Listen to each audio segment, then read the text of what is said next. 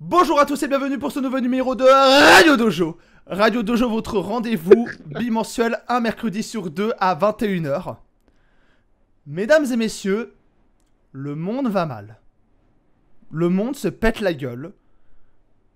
Nous sommes foutus. Beaucoup ont fait cette conclusion. Mais très souvent, ça s'arrêtait là. C'est foutu, le monde se pète la gueule, on est condamné. Est-ce que vous voulez pas... mais est-ce que vraiment on peut seulement se baser sur ce simple bilan? Est-ce qu'on pourrait pas broder quelque chose sur la base de ce constat? C'est en tout cas ce dont mon invité de ce soir voulait parler.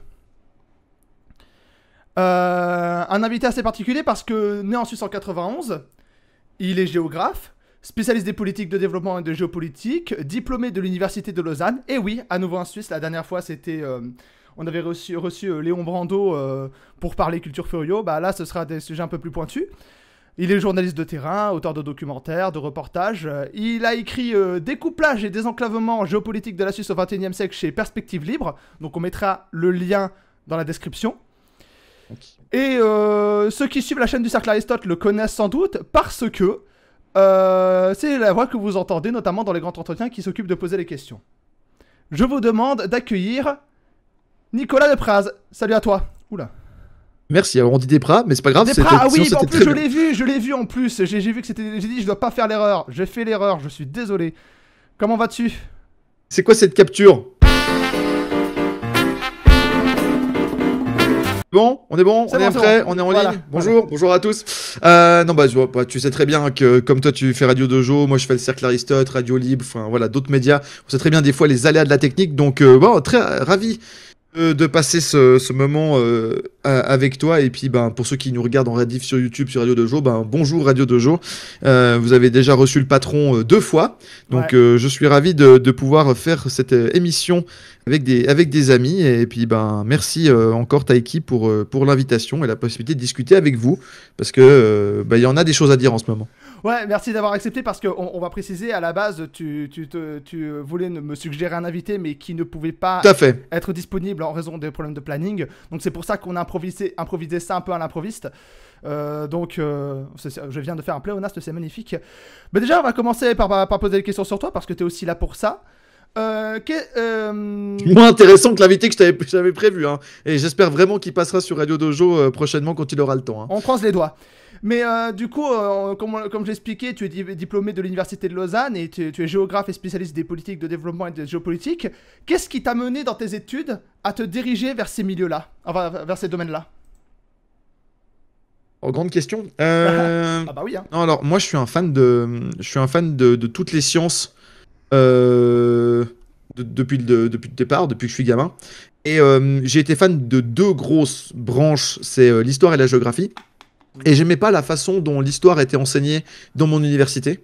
J'ai toujours été un énorme fan d'histoire. D'ailleurs, vous pouvez le voir avec ce qu'on fait sur la chaîne du Cercle Aristote, mais également d'économie, de géographie, de sciences naturelles, tout ce qui est sciences physiques, machin, etc. Enfin, toutes les sciences de manière générale. Hein. Et j'avais envie d'étudier. J'avais deux choix. J'avais envie soit d'étudier. Prendre les grandes leçons du passé pour l'avenir, soit de faire justement des plans pour l'avenir et d'étudier le territoire. Et je me suis dit qu'il y avait plus de travail à faire potentiellement dans le territoire que dans l'histoire. Et c'est pour ça que je me suis orienté vers la géographie. Et comme j'ai une bonne école, comme il y a une faculté assez développée au niveau des géosciences à Lausanne, et je me suis naturellement dirigé dans celle-ci. Et puis après, j'ai fait mon petit bout de chemin à partir de là. Mais je suis fan de ces branches, je suis fan de sciences et de sciences humaines depuis que j'ai l'âge de savoir lire et de savoir écrire. D'accord. Donc, tout gamin, tu ouvrais les encyclopédies, les sciences... Ah oui. Enfin, je sais pas si vous avez dit ça en Suisse, mais ce genre les atlas, bah oui. Les atlas, les encyclopédies, les machins. Moi, ma passion, quand j'avais 2-3 ans, c'était, tu sais, t'avais les petits jouets en forme d'animaux en plastique. Ouais. On est de la même génération à peu près Taiki, tu vois, donc on avait ces animaux-là, et moi je m'amusais à 2-3 ans à les placer sur la carte du monde, là où ils devaient habiter, dans leur habitat naturel. Mais j'étais tout gamin, hein, je savais à peine parler, mais je suis assez un autiste au niveau tout ce qui est géo trouve tout, les trucs comme ça. Moi, je peux passer des heures à regarder des documentaires, ça me passionne.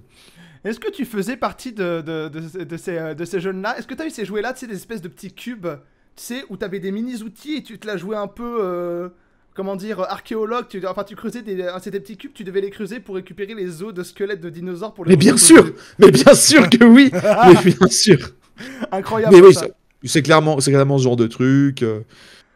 Non, à la base, c'était mon premier, quand on, tu sais, quand on est petit et on dit qu'est-ce qu'on veut faire plus tard, Ouais. ben moi je voulais faire archéologue, paléontologue. C'était le métier que je voulais faire quand j'étais gamin. Ouais. Mais bon, vu le niveau de développement de la paléontologie et de l'archéologie en Suisse, c'est pas énorme. Ben j'ai assez vite abandonné parce que enfin, on n'en fait pas, c'est très très difficile d'en vivre, à moins d'être professeur à l'université dans ce genre de domaine, et il y a peut-être une ou deux places par université ou comme ça. Donc, enfin, bref, c'est ultra sélectif, c'est compliqué. Donc, mais le métier que je voulais faire quand j'étais gamin, c'était paléontologue ou archéologue, un des deux. D'accord. Et t'es devenu géographe finalement. Bon bah, ça se rejoint. Il y a deux, trois trucs qui se rejoignent. Je suis fatigué. On t'avait beaucoup découvert du coup par le cercle Aristote. Moi en tout cas c'est du coup parce que c'est toi qui faisais les questions, c'est toi qui posais les questions sur les grands entretiens. Ça a été quoi ton premier contact avec cette association? Moi, le cercle Aristote, je le suis depuis le départ, hein. C'était pendant mes études, hein. J'ai découvert Pierre-Yves et qu'il avait un truc, le cercle Aristote. Puis j'ai commencé à simplement écrire des articles, hein, pour la revue Perspective Libre. Puis après, quand Pierre-Yves a eu besoin de recruter du monde et d'aider dans certains domaines, vu que j'avais déjà une carrière dans les médias et dans le journalisme indépendant de manière générale, T'étais à RTS vu que j'avais déjà cette... Hein? T'étais à RTS ou pas? Oui, oui, la RTS, j'étais à Radio Libre, j'écrivais dans différentes... Enfin voilà, j'ai fait même des radios universitaires, les radios libres quand j'ai commencé. Donc du coup, quand j'ai entendu que à l'époque, que je travaillais dans le monde de l'édition en Suisse, et pour une boîte française, mais voilà, il y a beaucoup de boîtes qui sont installées voilà, chez nous. Et je travaillais dans le monde de l'édition pour une boîte. Et Pierre-Yves avait besoin de Cercle Aristote, et Pierre-Yves avait besoin de monde, de bénévoles pour aider. Et j'avais du temps et des compétences à revendiquer. Et c'est comme ça que j'ai proposé à Pierre-Yves, que je connaissais déjà, mes services, mais je le connaissais déjà en guillemets comme auteur, enfin voilà, de loin. Et après, en travaillant avec lui, et on l'a rencontré plusieurs fois en personne, et en travaillant avec lui, ben, c'est devenu un ami, un camarade. Mais à la base, c'était vraiment pour aider la cause, puisque le Cercle Aristote, c'était quand même une chaîne que je suivais depuis 6-7 ans, depuis sa création, et que j'avais lu beaucoup d'ouvrages, Perspective Libre et compagnie, et que ben voilà, je voulais aller encore plus avant dans mon engagement. Il s'est passé ce qui s'est passé, et ben voilà, c'est comme ça que je me suis retrouvé à être actuellement le responsable de l'animation sur YouTube et sur Discord et compagnie du Cercle Aristote. D'accord. Donc voilà. Et du coup, j'ai vu que récemment, t'as eu l'honneur d'animer une émission entre Greg Tabibian et Pierre-Yves Rougeron. C'était génial. Ouais. J'aimerais bien le recevoir sur Radio Dojo, lui, mais ça risque d'être un peu compliqué là en ce moment. Ouais, ben voilà, mais non, mais Greg, c'était un petit kiff, un petit objectif de le faire. Ouais. Parce que moi, un des objectifs dans ma vie, c'est de discuter avec plus de monde, un peu comme toi, tu vois, avec le plus de gens intéressants, différents, pour se créer un peu aussi un monde, un imaginaire avec tous ces gens-là. Et c'est ce qu'on essaie de faire, et c'est ce dont on va parler ce soir notamment, en partie. Et ouais, ça faisait depuis 1 an que je voulais avoir Greg. On avait eu l'occasion de le recevoir à Paris pour des confs et tout, on avait récupéré son contact, et puis là ça a pu se faire au niveau horaire pour lui, ça allait aussi, après son déménagement et compagnie. Donc non, alors grand merci à lui, et puis ben un gros succès comme d'habitude avec Greg pour nos réseaux, donc que du positif. Voilà, et Greg Tabibian, si tu regardes, si tu veux passer sur Radio Dojo, t'es plus que le bienvenu, ça y a pas de problème. Bien entendu, Greg est toujours à la maison dans nos types de médias, hein, c'est un ami. Et donc ouais, lorsqu'on était en train de planifier cette émission, tu as voulu parler de ce sujet-là, partir de ce bilan que tout le monde fait en ce moment, c'est-à-dire tout est perdu, mais là où certains ont tendance à baisser les bras, toi tu as envie de dire, mais justement, d'où l'intitulé, tout est à reconstruire. Déjà, en quoi tout est perdu? En fait, c'était aussi pour parler d'une chose qu'on parlera, je vais revenir sur ta question, mais c'est principalement pour parler, j'en ai marre des gens qui font leur buzz ou leur entreprise ou leur succès sur les réseaux sociaux ou les influenceurs sur la peur, sur le business de dire, d'informer les gens sur tout ce qui va mal. On est au courant. On se réveille tous les jours, on voit que c'est la merde. Il n'y a pas besoin de... On le voit dans les factures, on le voit dans l'actualité internationale, on le voit dans les faits divers, on le voit dans la criminalité, on le voit dans la descente aux enfers qui est le niveau de rhétorique des politiques en Occident. Je veux dire, on le sait, c'est bon. On a tous fait le constat, on sait que c'est la merde. Moi j'en ai marre des gens qui nous disent c'est la merde, ayez peur, abonnez-vous, etc. Est-ce que tu vises est-ce que tu vises aussi les users à la pséudélique quand tu dis ça? Parce qu'on avait déjà reçu sur Radio Dojo, c'est-à-dire les users qui font beaucoup sur tout ce qui est drama et sujets un peu chauds. C'est aussi que tu vises un peu? Non, pas spécialement psycho. Je veux dire, lui, il a son truc. Il fait un peu le buzz sur ça, mais il est pas en mode, il vend pas une formation. Lui, il fait simplement du contenu. Oui. Il vend pas des formations, des trucs, des solutions miracles. Moi, il faut savoir que je fais partie de la c'est pas du tout une secte hein, pour le coup, mais du groupe. Je fais partie du mouvement des autonomistes. C'est un peu différent des survivalistes, mais voilà. Mais c'est justement une partie de la réponse, mais c'est pas seulement la réponse. Ça veut dire que de faire du business sur la peur, en fait, c'est pas la bonne réaction à avoir. La bonne réaction à avoir, c'est déjà qu'est-ce qu'on fait de manière générale. Moi, c'est le titre de mes émissions, hein, c'est qu'est-ce qu'on fait.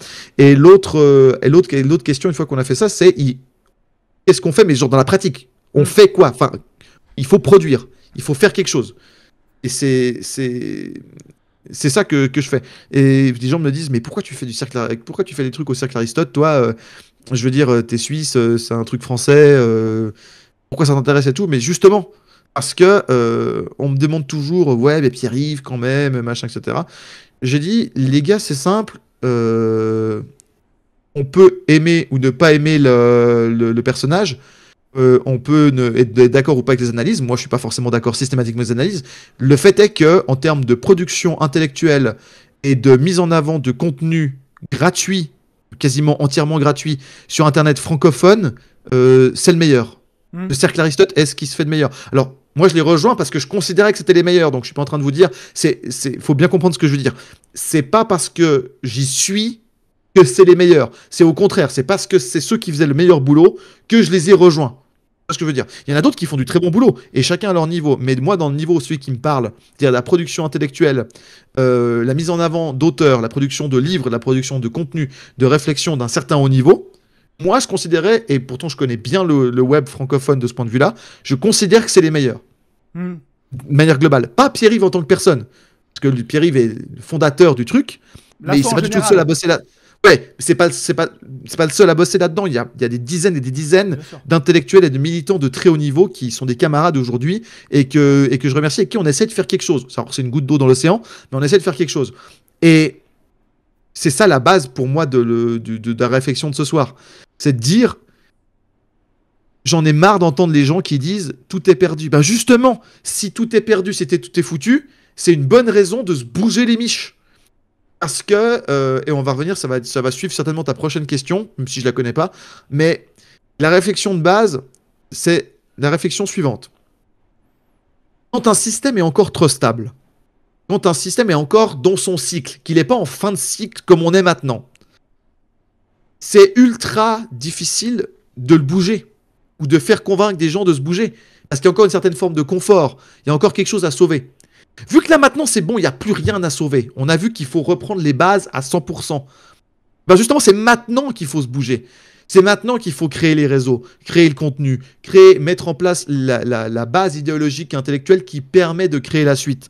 Parce que si on ne fait pas ça à ce moment-là, soit on creuse encore plus profondément, et à ce moment-là, bon, on ne sait pas jusqu'où ça peut aller, soit ça va être repris par d'autres choses. Parce que l'histoire et la vie a horreur du vide.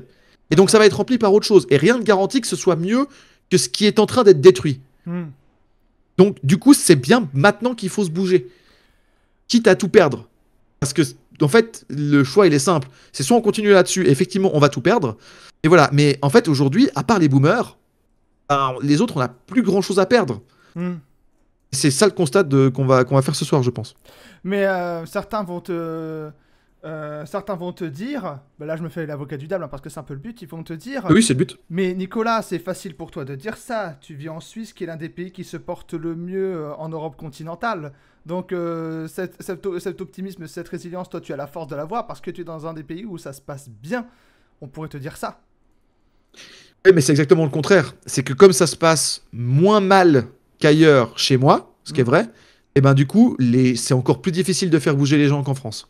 Vous vous rendez pas compte. Oui. En Suisse, c'est pas 10% des gens qui se bougent le cul. C'est 1%, voire moins. Il y a des choses horribles qui sont en train d'être faites en ce moment à mon pays. Et j'en arrive très très peu à faire bouger les choses. Il y a des choses qui se font. Je dis pas qu'il y a rien. Mais c'est quand même moins développé qu'en France. Et moins que dans d'autres pays. Je parle même pas des États-Unis, où là on est encore à un autre niveau. Mm. Et ceux qui te disent par exemple, ouais mais c'est trop tard, les Français veulent pas se bouger, ils ont trop peur. On va te rétorquer que par exemple Macron a été élu avec un temps d'abstention gigantesque par ce que les gens ont dit, bon ben roulez jeunesse, tant pis, c'est pas grave. Est-ce que tu penses qu'on a beaucoup trop baissé les bras pour reconstruire, reconstruire le pays, reconstruire par exemple en France? Pour tout l'aspect psychologique, il y aurait Pierre-Yves qui donnerait l'explication justement de la décompression psychologique du peuple français. Mais il connaît bien mieux la question que moi, donc je vais lui laisser ces analyses-là. Moi, ce que je dirais, c'est que d'un point de vue, moi, je suis très pratique, je suis très pragmatique comme mec. Je suis peut-être pas le plus grand des intellectuels, mais par contre, j'ai un certain sens du pragmatisme. Et la question pragmatique de on a en France, c'est dire, en gros, qu'est-ce que tu as à perdre? C'est la vraie question qu'on peut se poser. Qu'est-ce que tu as à perdre? Parce que juste te plaindre sur Internet, oui. Tu vas pas faire avancer les choses. Et au contraire, tu vas les faire avancer dans le mauvais sens. Ça va être du ressentiment et des choses comme ça. Qu'est-ce que tu as à perdre à tenter de faire quelque chose? Au pire, ça fonctionne pas. Toi, tu auras fait quelque chose d'utile. Même toi, tu auras peut-être appris des compétences, tu auras peut-être rencontré de nouvelles personnes, tu auras peut-être créé un réseau, tu auras peut-être gagné plus que ce que tu auras perdu. Et ça, c'est dans le pire des cas. Et dans le meilleur des cas, bah, tu auras permis de faire bouger quelque chose. Mais parce que là, si on suit la courbe, en 50 ans, il n'y a plus d'Européens. Il n'y a plus d'Européens libres, surtout.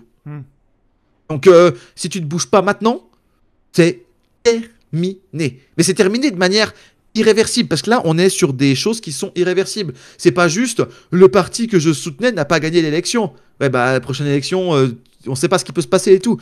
C'est pas ça la question. Là, on est sur une question, c'est même pas une question de civilisation.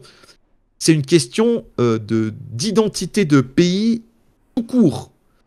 On est en train de toucher à des frontières biologiques, à des limites biologiques que si on les dépasse et si c'est mal géré, si ça part complètement en freestyle, c'est pas réversible. Tu vois, élire un parti ou alors faire un traité, même si c'est galère, même si ça te met dans des difficultés, c'est réversible. Là, on est sur des choses qui ne sont pas réversibles, qui ne sont plus réversibles, qui sont perdues à jamais. Et ça, c'est des limites il n'y a aucune civilisation qui s'en est remise. Aucune nation, aucun pays, aucune culture. Tu penses à quel exemple? Vu qu'on Il y en a parle plein à à des travers néophytes, l'histoire. c'est pour ça que je pose la question. Non, mais il y en a plein à travers l'histoire, c'est une bonne question. Mais par exemple, ce qui est arrivé à l'Égypte antique, l'effondrement de l'âge du bronze, par exemple, ce qui a failli arriver à la Chine il y a 2 siècles. T'as vu ce que ça a demandé et les sacrifices que ça a fait pour que la Chine se retrouve de nouveau dans une position aujourd'hui comme elle l'était à l'époque. Alors que la Chine, c'est 5000 ans d'histoire. Je veux dire, c'est absolument monstrueux. Et ils sont passés à ça de la disparition entière de leur population. Ce qui s'est passé au Japon, ce qui s'est passé avec les révolutions russes. Je veux dire, il y a des nations. Ce qui s'est passé, le meilleur exemple, c'est l'Empire byzantin. Ce qui s'est passé avec l'Empire d'Orient, je veux dire, il en reste quoi de l'Empire d'Orient aujourd'hui? La Turquie? Une religion orthodoxe qui a été reprise par la Russe de Kiev et par les Russes aujourd'hui. En leadership, hein. Il n'y a pas que les Russes qui sont orthodoxes, hein, ne me faites pas dire ce que j'ai pas dit. Non, bien sûr. Mais et un peu de culture de la Renaissance qui a migré en Italie, puis après dans le reste de l'Europe occidentale. Je veux dire, alors que l'Empire byzantin, c'était les boss du bassin méditerranéen pendant plusieurs siècles, avec une culture ultra raffinée, des scientifiques à la pointe de certaines technologies. Et vous savez pourquoi ils se sont effondrés, les Byzantins? Entre autres, hein. Vas-y. Le plus gros facteur, c'est qu'ils pouvaient pas se piffrer entre eux. C'est-à-dire qu'en gros, ils étaient tellement pris dans des guerres civiles, dans des guerres de clans à l'intérieur, qu'ils se sont fait grignoter à l'ouest par les Latins et à l'est par les Turcs, donc les musulmans, les Turcs, tout ça, que ils ont fini par se mettre dans une situation qui était irréversible. Et encore, eux, c'était pas des limites biologiques. Et c'est exactement ce qui s'est passé avec la dégénérescence anthropologique de l'Occident. C'est ce qui est en train de se passer sous nos yeux. Dire, ça se voit. Et l'avantage par rapport aux Byzantins, c'est que c'est pas un truc qui prend plusieurs siècles. C'est un truc qui prend plusieurs années. Donc on le voit, une vie humaine, on le voit passer. On voit, enfin je veux dire, on voit le niveau des gamins qui baisse. On a vu le niveau des politiques qui baisse. On a vu le niveau de création économique et de développement, de vrai développement industriel, qui s'est barré. Donc qu'on me dise pas, oui, il y a les progrès technologiques, oui, il y a les progrès financiers, etc. C'est pas des progrès. C'est une régression de ouf. Les gens qui disent qu'on n'est pas dans un âge de régression grégaire basique, en fait, je sais pas ce que vous avez comme argument. Donc les arguments disent, on est les progressistes. Ouais, vous êtes les progressistes de la régression. Vous faites avancer la régression encore plus vite. Et c'est pas censé aller dans ce sens-là, le sens de l'histoire. Après, il y a les... Même si on n'aime pas une évolution. Après, oui. Après, il y a les optimistes qui vont te dire, oui, on voit qu'il y a cette régression, mais on peut toujours inverser la courbe. Sauf quand on touche au substrat anthropologique. C'est-à-dire que oui, quand il y a une génération qui foire, on peut toujours la remplacer, l'histoire trouve toujours des choses. Le problème, c'est que quand tu touches à des trucs irréversibles, non, en fait, parce que dans la définition du mot, c'est irréversible. Je veux dire, Constantinople a été prise par les Turcs. Elle a été prise bien avant par les Latins, en 1204, avec la 4e croisade. C'est malgré tous les efforts qui ont été faits par les empereurs byzantins. Je continue la métaphore, mais il y a d'autres exemples comme ça dans l'histoire. L'Empire romain d'Occident aussi, je crois, aussi qui en fait partie. Ouais, mais c'est pas la même évolution. C'est-à-dire que l'Empire romain d'Occident, c'est une évolution. C'est pas une... Alors certains vont dire que c'est une régression, mais c'est pas vrai. L'Empire romain d'Occident, c'est une évolution. C'est un effondrement, c'est une sorte de mutation de la chrysalide. C'est pas le truc a pas disparu. Simplement, c'est devenu l'Église catholique de Rome. Oui. L'Empire romain, c'est devenu l'Église catholique de Rome. C'est devenu le Vatican avec des réseaux d'abbayes, etc. Je veux dire, en Occident, jusqu'au XVIe siècle, tout le monde parlait latin. Oui. Comme il disait dans Camelot, il n'y avait pas un bout de lopin qui n'était pas estampillé SPQR. Oui, mais là, ils sont passés du bout de lopin, qui ont du coup été gérés par des chefs de Celtes, Germains, barbares, Vikings, machin, etc. Les Normands, qui ont pris une partie de l'Italie durant le Moyen-Âge. D'ailleurs, si vous voulez, je sais pas s'il va suivre cette vidéo ou pas, je pense pas, mais la meilleure chaîne d'histoire sur la période du Moyen-Âge, notamment dans le bassin méditerranéen, c'est Hérodote.com. Donc l'ami Frédéric, avec qui on n'est pas forcément d'accord sur tout. Je rêverais de l'avoir un jour sur Cercle Aristote. Mais allez voir son travail, c'est un bijou. Si vous êtes fan d'histoire et vous voulez renseigner sur ce qui s'est passé pendant le Moyen-Âge, notamment entre Orient et Occident, dans tout l'espace eurasiatique, on va dire, et méditerranéen, allez voir Hérodote.com. C'est un bijou, cette chaîne. Pour moi, c'est l'une de mes 5 chaînes préférées sur Internet, sans souci. D'accord, on mettra le lien. Avec Radio Dojo, bien évidemment. Évidemment. C'est pas le même niveau de popularité, tu vois ce que je veux dire. Oui, non, mais attends, Radio Dojo, c'est une petite chaîne, ça, y a pas de souci. On est même très très amateur, tu l'as vu toi-même au début. Donc, très très amatrice, pardon.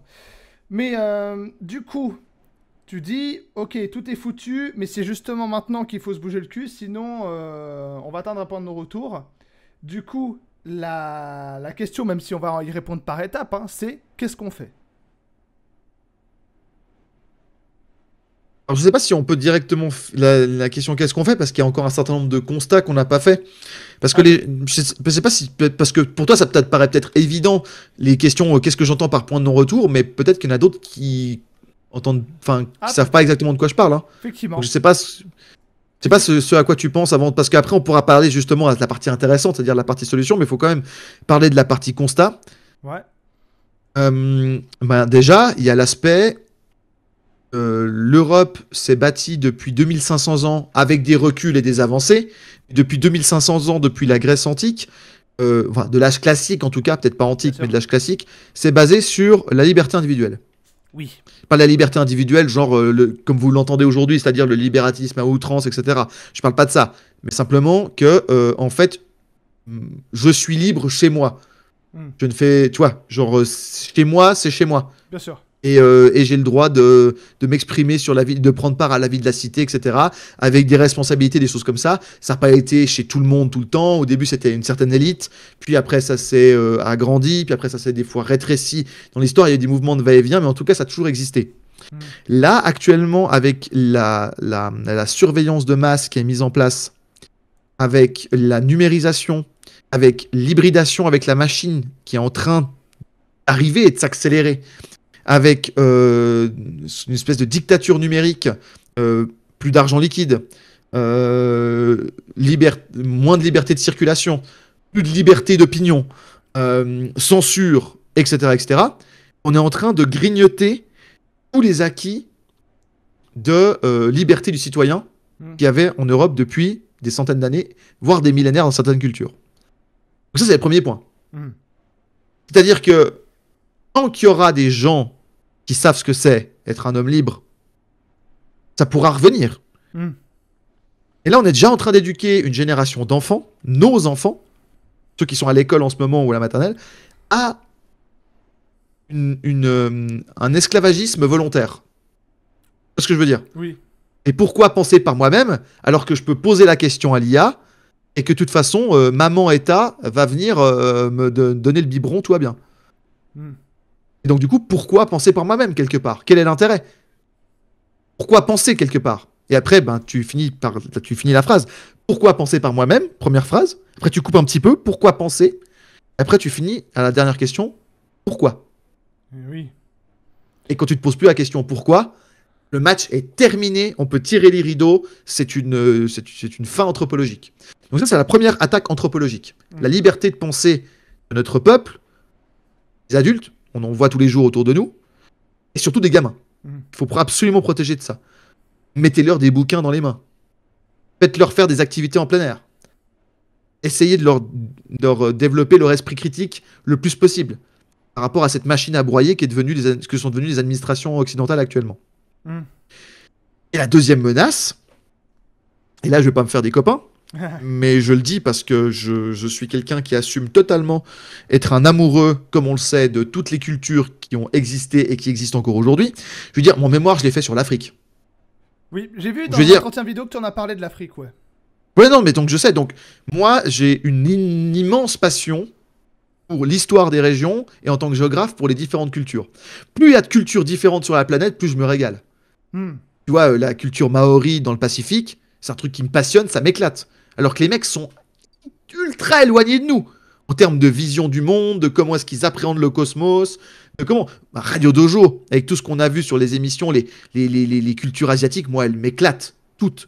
Les Japonais, les Coréens, les Chinois, on l'Asie du Sud. On en a parlé dans une émission de culture d'Extrême-Orient. À moins que tu parles de tous ces sujets manga, animation, effectivement, c'est un peu mais mon tout, dada. voilà, mais c'est ça. Mais tu vois ce que je veux dire? Ouais. C'est-à-dire, s'il y avait pas de japonais, il y aurait pas de manga. Oui. Toi qui es quand même bien placé, qui connais bien le sujet, c'est quand même un truc de ouf. Et moi, il y a un truc qui me désole, et là, je vais justement pas parler uniquement de l'Occident, c'est que, je sais pas si tu as vu depuis 30 ans les courbes démographiques du Japon. Pas seulement. Mais justement, mais on va revenir là-dessus, parce que ça touche tout le monde. Ça touche tout le monde, ou presque. Et les problèmes sont différents. Et que ce soit en Occident, dans certains pays eurasiatiques, dans les pays d'Extrême-Orient, et ailleurs dans le monde, il y a une disparition programmée, plus ou moins rapide en fonction des régions, des peuples. Et quand il n'y aura plus ces peuples, il n'y aura plus leur culture. Et ça me terrifie, parce que c'est le truc qui m'éclate le plus sur Terre. C'est la biodiversité, d'un côté, donc toutes les différentes variétés de plantes, d'écosystèmes, d'animaux, de vertébrés, d'invertébrés, etc. Ça, c'est mon côté science nat. Et d'un côté, science humaine, c'est-à-dire toutes les cultures humaines différentes.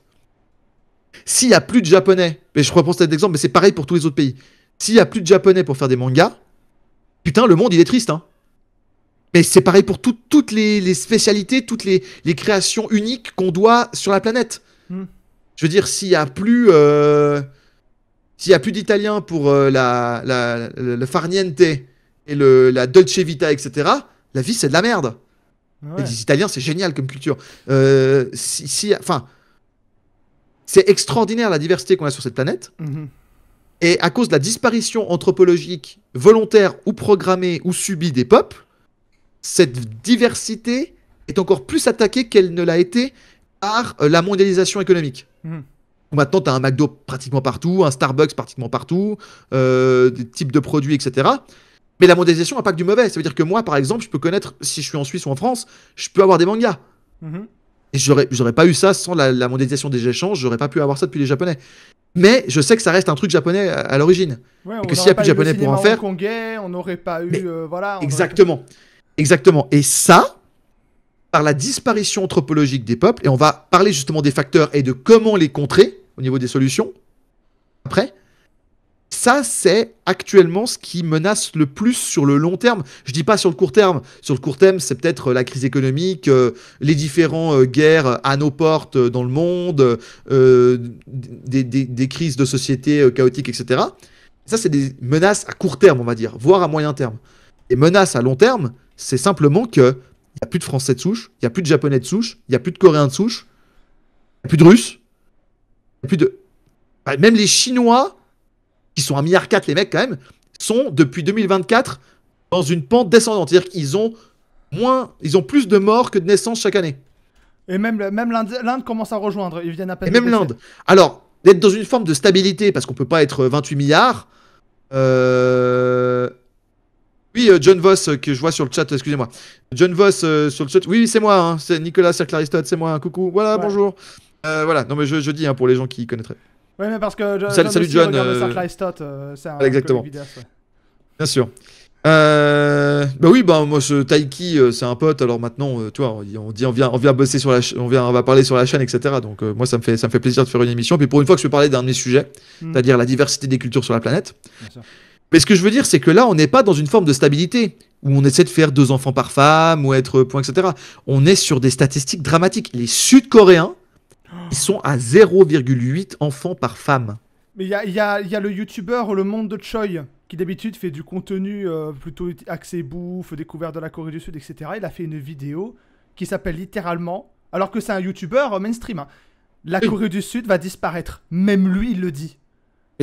Et moi, moi, un pays aussi magnifique que la Corée du Sud. Alors, j'ai pas encore eu l'occasion d'aller en Corée du Sud. J'espère y aller prochainement. Mais ça fait partie de mes destinations. Mais un pays qui a une culture incroyable comme la Corée du Sud et qui vraiment a des défauts, bien entendu. Tous les pays ont des défauts. Hein. Mais oui. Je suis pas en train de dire que le mien est meilleur que d'autres ou comme ça. Simplement, Bah, t'as vu l'émission avec Si, Rogero, c'est- on a littéralement parlé du problème technologique et du fait que la société asiatique Oui. se Black Mirrorise. J'ai même fait un short dessus, donc... mais bien sûr. Et donc, du coup, tu vois le problème. Bah oui. Alors, en Europe, le problème est différent. C'est-à-dire que le problème en Europe, en tout cas en Suisse, pour te dire, au niveau des gens qui ont le passeport suisse, c'est pas forcément la majorité de la population, Mhm. les gens qui ont le passeport suisse, ils font un peu moins de 1,5 enfants par femme. Donc en dessous du seuil de renouvellement des générations. Ouais. Et je crois que c'est 1,7 en France. On fait partie Et des moins pires. pourtant, oui, mais la France a souvent été à 2, etc. Et tu sais quel est le problème? Ouais. C'est que la Suisse est le pays d'Europe occidentale qui a la plus grosse croissance démographique. Tu en avais parlé, oui. Dans certaines villes en Suisse, aujourd'hui, il y a 80% des enfants 80, Ils sont du coup, pas on précise, pour ceux qui comprennent pas... Parce que t'as dit 80, du coup je précise 80 pour ceux qui... Oui, bien sûr. Ouais. Il y a 80% des enfants dans des classes de maternelle ou de petites sections qui sont pas suisses. Ils sont sûrement géniaux, ces enfants. Hein. Je suis pas en train de dire qu'il faut leur faire quelque chose ou que c'est mal, ou il y a aucun relent de xénophobie là-dedans. Oui. Je dis simplement que quand tu intègres 5 à 10% d'étrangers dans un pays, maximum, au fur et à mesure, ils s'acclimatent à leur culture. Ils n'ont pas envie de rester entre eux ou dans des zones où ils vont être acculturés et vont devoir chercher des cultures exogènes. Le problème, c'est que quand tu les mets dans des zones, notamment dans les zones urbaines, c'est pareil dans les grandes villes françaises, hein, tu les mets dans des zones dans lesquelles ils sont majoritaires, même s'ils viennent pas forcément du même pays, mais ils sont en majorité, ils viennent d'une autre culture. Tu fais comment l'intégration en fait? Mais c'est la base des problèmes de communautarisme qu'il y a en France. Hein. Mais oui, mais alors que là, à la base, on a un très très bon modèle assimilationniste, parce qu'on a des cultures fortes, historiques, et qui sont pas xénophobes. J'en ai ras le cul de dire les Européens sont des racistes. Les Européens de l'Ouest sont, dans le monde entier, les cultures les plus géniales quand on est un pays étranger. Pourquoi? Parce qu'on est naturellement curieux. Et donc on va dire, ah bah c'est génial, tu es dans notre pays. Donc j'en ai ras le cul de dire le monopole du racisme des Blancs, des Européens de l'Ouest, c'est même pas des Blancs en absolu, des Européens de l'Ouest, c'est tout sauf vrai. Mais oui. Je veux dire, tu te balades en Afrique du Sud sans rien faire, hein. Dans un quartier, dans une ville majorité africaine, tu te fais traiter de fucking white bitch. Mais gratuitement, comme ça, genre t'as rien demandé. Tu te balades fucking white bitch. Ah bon? Ouais. Bon bah, merci, hein. Bonne journée, monsieur. Mais même plaisir. là, même en ce moment, on voit beaucoup, là, par rapport aux tensions communautaires qu'il y a, on voit beaucoup de personnes, de Français d'origine maghrébine ou africaine qui disent, mais les gars, vous vous rendez pas compte la chance que vous avez? Et oui. On le voit de plus Ah en oui, plus. parce que faut voir comment ils sont traités quand s'ils rentrent au bled, hein. Je veux dire, une prison marocaine, c'est pas une prison comme il y a en Suisse ou en France ou ailleurs, hein. C'est pas PlayStation, téléphone, Internet, pipe, tout ce que tu veux, hein. C'est les mecs qui sont au soleil avec un bol de riz, hein. Voilà. C'est pas exactement la même ambiance, tu vois. Et pourtant, techniquement, c'est leur pays, tu vois. Donc, ce que je veux dire, c'est que on est parmi les pays les plus tolérants, les cultures les plus tolérantes au monde. Alors, il y a des variations, hein, pas tous les pays d'Europe, pas tous dans la même chose, hein. On met toujours des guillemets et une certaine dose de relativisme à ce que je dis. Mais de manière générale, voyagez un peu dans le monde, vous verrez que l'Europe occidentale fait partie des pays les plus tolérants au monde. Et c'est cette tolérance extrême et le vaticanisme 2.0 et le droit de l'homisme, machin, etc., à la con, est en train de nous buter. Et on le voit pas. Et après, le problème, c'est qu'après, il y a des gens qui pointent juste la conséquence. Il y a trop de Noirs, il y a trop d'Arabes en France. Le classique. Oui. Le classique extrême droite, bas du front. Mais d'un point de vue du constat, il a raison. Le problème, c'est qu'il faut mettre la bonne cause derrière et avoir la bonne approche du problème. Parce que du coup, si on se résume à ça, bah en fait, ce que tu veux, c'est la guerre civile. Bon, bah, c'est le pire régime, c'est la pire société du monde. Donc personne de sensé ou personne qui aime son pays et son prochain ne veut ça. Mais littéralement, le peuple européen, comme le peuple asiatique, les peuples européens, comme les peuples asiatiques, sont en train de disparaître. Mais pour des raisons différentes. Métissage et remplacement de population d'un côté, et simplement, robotisation et mort de l'autre côté, puisqu'ils ont très très peu d'immigration, voire quasiment pas d'immigration. Mais ça change pas le problème qu'ils font pas d'enfants. Et donc ils disparaissent dans tous les cas. Simplement, c'est pas la même forme de disparition, tu vois. Et donc du coup, ça nous amène... mais après, du coup, le problème, c'est le titre de l'émission, il y a des gens qui restent à ça. Oui. Des gens qui restent à faire ce constat et à pleurer dessus. Et moi je dis, bah non, c'est le moment de se bouger. Est-ce que ça rejoint... Ça me rappelle une phrase de Yann Arthus Bertrand. Alors, ceux qui regardera de Dojo savent que je l'ai déjà cité à Tomaria. Il avait dit à la fin de son documentaire Home, après avoir fait un constat alarmant, il avait dit « Il est trop tard pour être pessimiste ». Est-ce que tu partages cette analyse? C'est exactement ça. On n'a plus du tout le luxe. Nos sociétés sont en train de mourir. Nos sociétés sont en train de changer. Et pas pour le bien. Et donc, on n'a plus le luxe de dire « Ah ben, c'est dommage. C'est triste. Oh là là, ce monde qui s'effondre, ça me rend très triste. Tiens, je vais aller regarder une autre nouvelle série Netflix. » Je l'ai déjà dit dans une interview chez mes copains d'antithèse, chez Martin Bernard. Vous pouvez retrouver l'interview. Et je dis, en fait, on n'a absolument plus le luxe de faire ça. C'est-à-dire, maintenant, si on se remue pas les manches dans les prochaines décennies, ça veut dire notre génération, hein, je traduis, hein, Taiki. Les boomers mourront avec leur idéologie. Oui. On se met ça bien dans le crâne.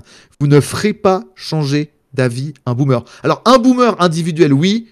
En tant que génération, non. Eux, ils sont perdus. Oui. Et avec un peu de chance, dans 10-15 ans, il n'y en a plus tant que ça. Oui. Bonne vague de pangolins. Tu commences à parler comme Pierre-Yves. C'est le boss, donc moi je parle comme mon pote. Je veux dire, le nombre de fois que je discute avec lui chaque mois, ça commence à déteindre. Tu vois, il y a un côté. Je suis en train de dire Pierre-Yves, genre c'est mon pote, on va arrêter les conneries. Ah non, mais c'est vrai, pour moi. Non mais pour moi oui, non mais pour moi j'ai dit Pierre-Yves quand genre c'est mon pote. Ah oui, oui, c'est clair, mais voilà. Oui. Mais il m'en voudra pas, hein, de toute façon, Oui. c'est un amour. Et des fois, il y a certaines critiques, des fois il a des trucs bizarres, etc. Ce type est une crème. C'est pas parce qu'il est cyclotimique, et il l'assume, hein, il le dit publiquement, c'est pas parce qu'il est cyclotimique et qu'il a des périodes de dépression qui suivent des périodes de retour, etc., qu'il a un peu un cycle sinusoïdal assez prononcé, que c'est pas une crème. C'est une crème, ce mec. D'accord? Donc j'en ai marre de voir des gens qui disent machin, etc. Voilà. Et des fois, le problème, c'est qu'il des fois, et je termine cette parenthèse sur Pierre-Yves avant de parler de la suite, c'est que des fois, il essaie trop d'être bien gentil, d'être gentil et bienveillant, que ça lui déteint dessus. Par exemple, le débat avec Bégodeau. Oui. Et aujourd'hui, Tu sais encore pourquoi? aujourd'hui, on l'emmerde avec ça. On Mais l'emmerde moi, avec je vais ça. le dire, parce que lui, il le dira pas. Lui, il le dira pas parce qu'il veut pas remettre une balle dans le joystick. Mais vu qu'on est sur un T'es truc un sûr peu de plus vouloir dire ça anonyme. sur Radio Dojo? Hein? T'es sûr de Quoi? vouloir dire ça sur Radio Dojo Non mais moi je le dis, je sais, mais je vais le dire pourquoi. Parce que il y a rien, y a rien d'insultant, il y a pas d'attaque Oui, ad oui. nominem, il y a pas de, il y a rien. Il a les erreurs qu'il a fait durant ce débat et durant sa posture, etc. C'est parce qu'il était trop gentil, parce qu'il y avait une femme à la présentation Aude Lancelin qui il voulait pas être agressif. Alors erreur d'un point de vue résultat, ça c'est assumé.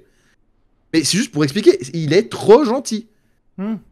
Alors, on lui donne, quand on le connaît pas, il se donne un air un peu professoral avec des super punchlines, un peu grinçant, un peu claquant comme ça, pour faire un peu. Il est très très bon là-dedans et on l'adore pour ça. C'est un gros nounours, hein. Hmm. C'est une crème, hein. Il est là, comment ça va, comment je peux t'aider, tout ça. C'est, c'est juste qu'il aime son pays, qu'il a un projet et qu'il veut le défendre.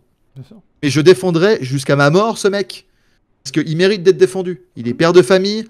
Et c'est pas parce que des fois il a des sautes d'humeur ou des choses comme ça qu'il faut le juger. Personne n'est parfait. Lui en premier. Mais moi non plus. Hein. Moi, j'ai des moments donnés, je suis une sale raclure de merde. On soit bien d'accord. Je sais pas si ça passera sur YouTube, mais voilà. Mais parce que aucun être humain n'est parfait. Et donc les gens qui se permettent de juger avec le côté keyboard warrior, je vais te mettre des commentaires sur YouTube alors qu'ils font rien de leur vie ou rien d'intéressant, qui n'ont rien accompli. Ben voilà. Oui, mais tu sais, Donc, tu sais et que ça reste une minorité. Non, mais je te dis, parce qu'on Oui. termine ce débat, parce que c'est juste une minorité, c'est comme ça, la plupart des gens ont bien compris. Mais je le redis, c'est parce qu'il est trop gentil. Oui, non, mais je vais te dire un truc. Moi, c'est en fait le pire, c'est qu'ils peuvent donner que ça comme exemple, comme si personne pouvait faire un débat. Et moi, je dis, c'est les mêmes qui vont m'emmerder parce qu'un jour, j'ai fait un live pour expliquer pourquoi il faut boycotter Captain Lazerok.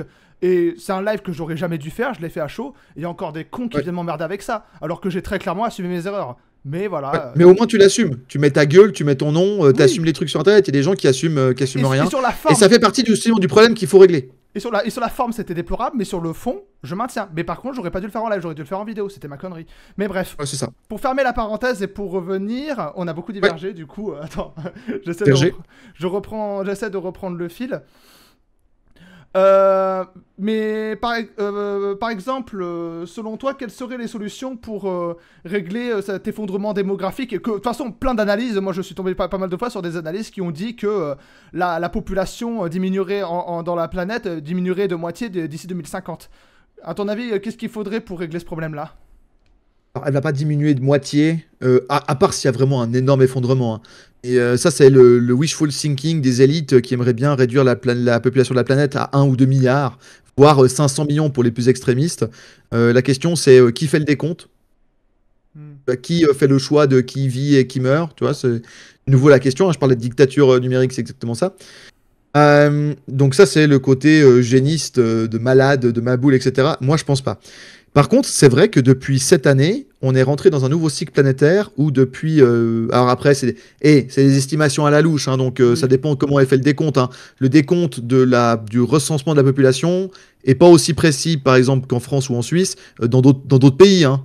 Il y a des pays où on voit à peu près le nombre de personnes qu'il y a, mais c'est des énormes louches. Hein. Va faire le recensement en Inde, où ils sont 1,4 milliard, et puis encore dans des gens, dans des bidonvilles, des machins comme ça.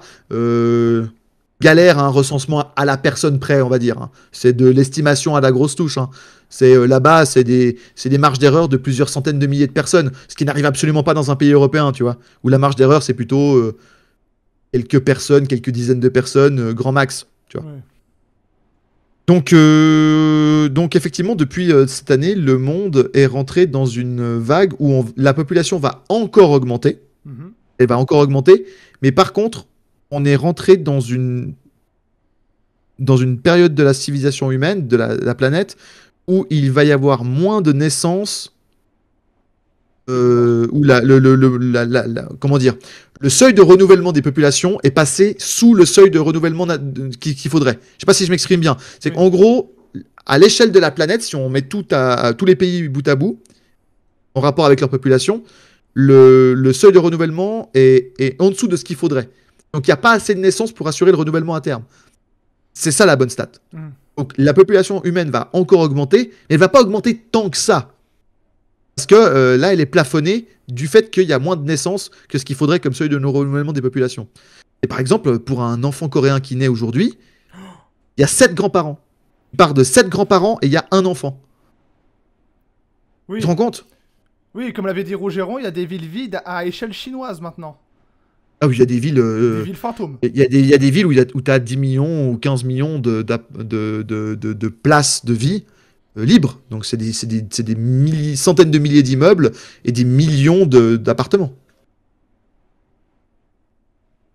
Ouais.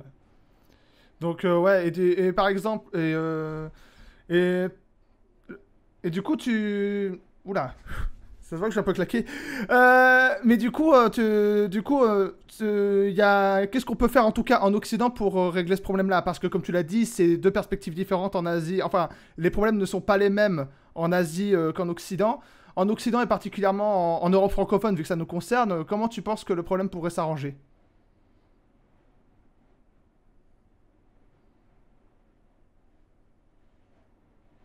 Un problème qu'il faut prendre par différentes temporalités parce que les réponses sont pas les mêmes suivant la temporalité. Je vois. Le point le plus important, c'est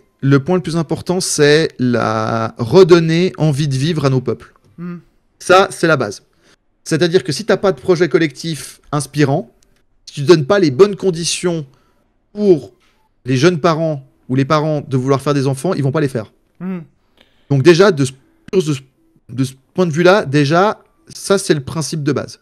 C'est-à-dire que si on reste j'allais dire une religion, oui, voilà, mais dans une civilisation de la mort, t'as pas envie de créer la vie. Hmm. Et, tu vois, donc c'est le point le plus important. Mais ça va pas se faire du jour au lendemain. Hmm. Après, l'autre point, c'est empêcher les nouvelles entrées et assimiler ce qui est déjà sur le terrain. Hmm. Parce que honnêtement, la remigration à grande échelle, j'y crois pas une seule seconde. Peut-être que sur certains cas individuels, voire problématiques, c'est tout à fait envisageable avec un pays qui reprendrait sa souveraineté. Ah oui, parce que j'ai pas dit, hein, mais ça c'est la base, hein, Oui, c'est c'est ça. reprendre la souveraineté. Mais ça c'est la base pour tout le monde. Là, si on s'attaque à ce problème démographique, c'est de dire bon, on limite les nouvelles entrées et on rémigre éventuellement ceux qui sont problématiques. Mais ça va à l'échelle d'une société en entière. Laisse tomber, ça va rien changer. Ah, t'as des problèmes de micro, Nicolas? T'as des problèmes de micro? Oui. Ça a coupé. Bon, ça a coupé? C'est bon, c'est revenu. Ah non, c'est bon. Non, je disais le. Alors, merci. Ouais, désolé. Je sais pas pourquoi. Non, je disais que le problème, c'est que il faut assimiler de la meilleure façon possible et créer une société, un modus vivendi avec les gens qui sont déjà sur place et qui posent pas de problème. C'est quand même la majorité du genre. Je dis pas qu'il n'y a pas des problèmes liés à l'immigration, etc. Ce n'est pas du tout le cas. Je dis juste que c'est simple, si tu décides, ok, une loi bien conne, genre tous les gens qui sont pas français de sang ou suisses de sang par le droit du sang, etc., dégagent et rentrent dans leur pays. Ouais, sauf qu'il y a des dizaines de milliers, voire des centaines de milliers, voire potentiellement dans un pays comme la France, des millions de couples qui sont binationaux. Fais comment? Parce qu'ils sont mariés, ils ont des gamins. Hein. Oui, oui. Donc le gamin, tu fais quoi? Mi-temps en Algérie, mi-temps en France? Hmm. Tu choisis comment les mois dans lesquels il est sur le pays? C'est débile. Hmm. Ça arrivera jamais, je vous le dis, ça arrivera jamais. Donc, on est avec un problème qu'il faut régler. Et comment est-ce que tu fais ça? Eh ben, tu remets au centre Excusez-moi, il y a des gens qui font la fête à côté. Des fois, j'entends pas très bien. Tu dois remettre au centre de ton projet ta culture. Mais pas seulement ta culture héritée, genre tu n'es correspondant à, mais recréer également une nouvelle culture qui part des principes de l'ancienne, qui est compatible avec l'histoire de ton pays, mais qui permet au mieux d'intégrer les nouveaux. Hmm. Alors, par exemple, en France, il y avait eu tout un problème avec. On dit il y a des problèmes avec la culture arabe et la culture islamique. C'est vrai. Je suis pas en train de dire qu'il n'y a pas de problème avec cette culture-là. Je dis juste que,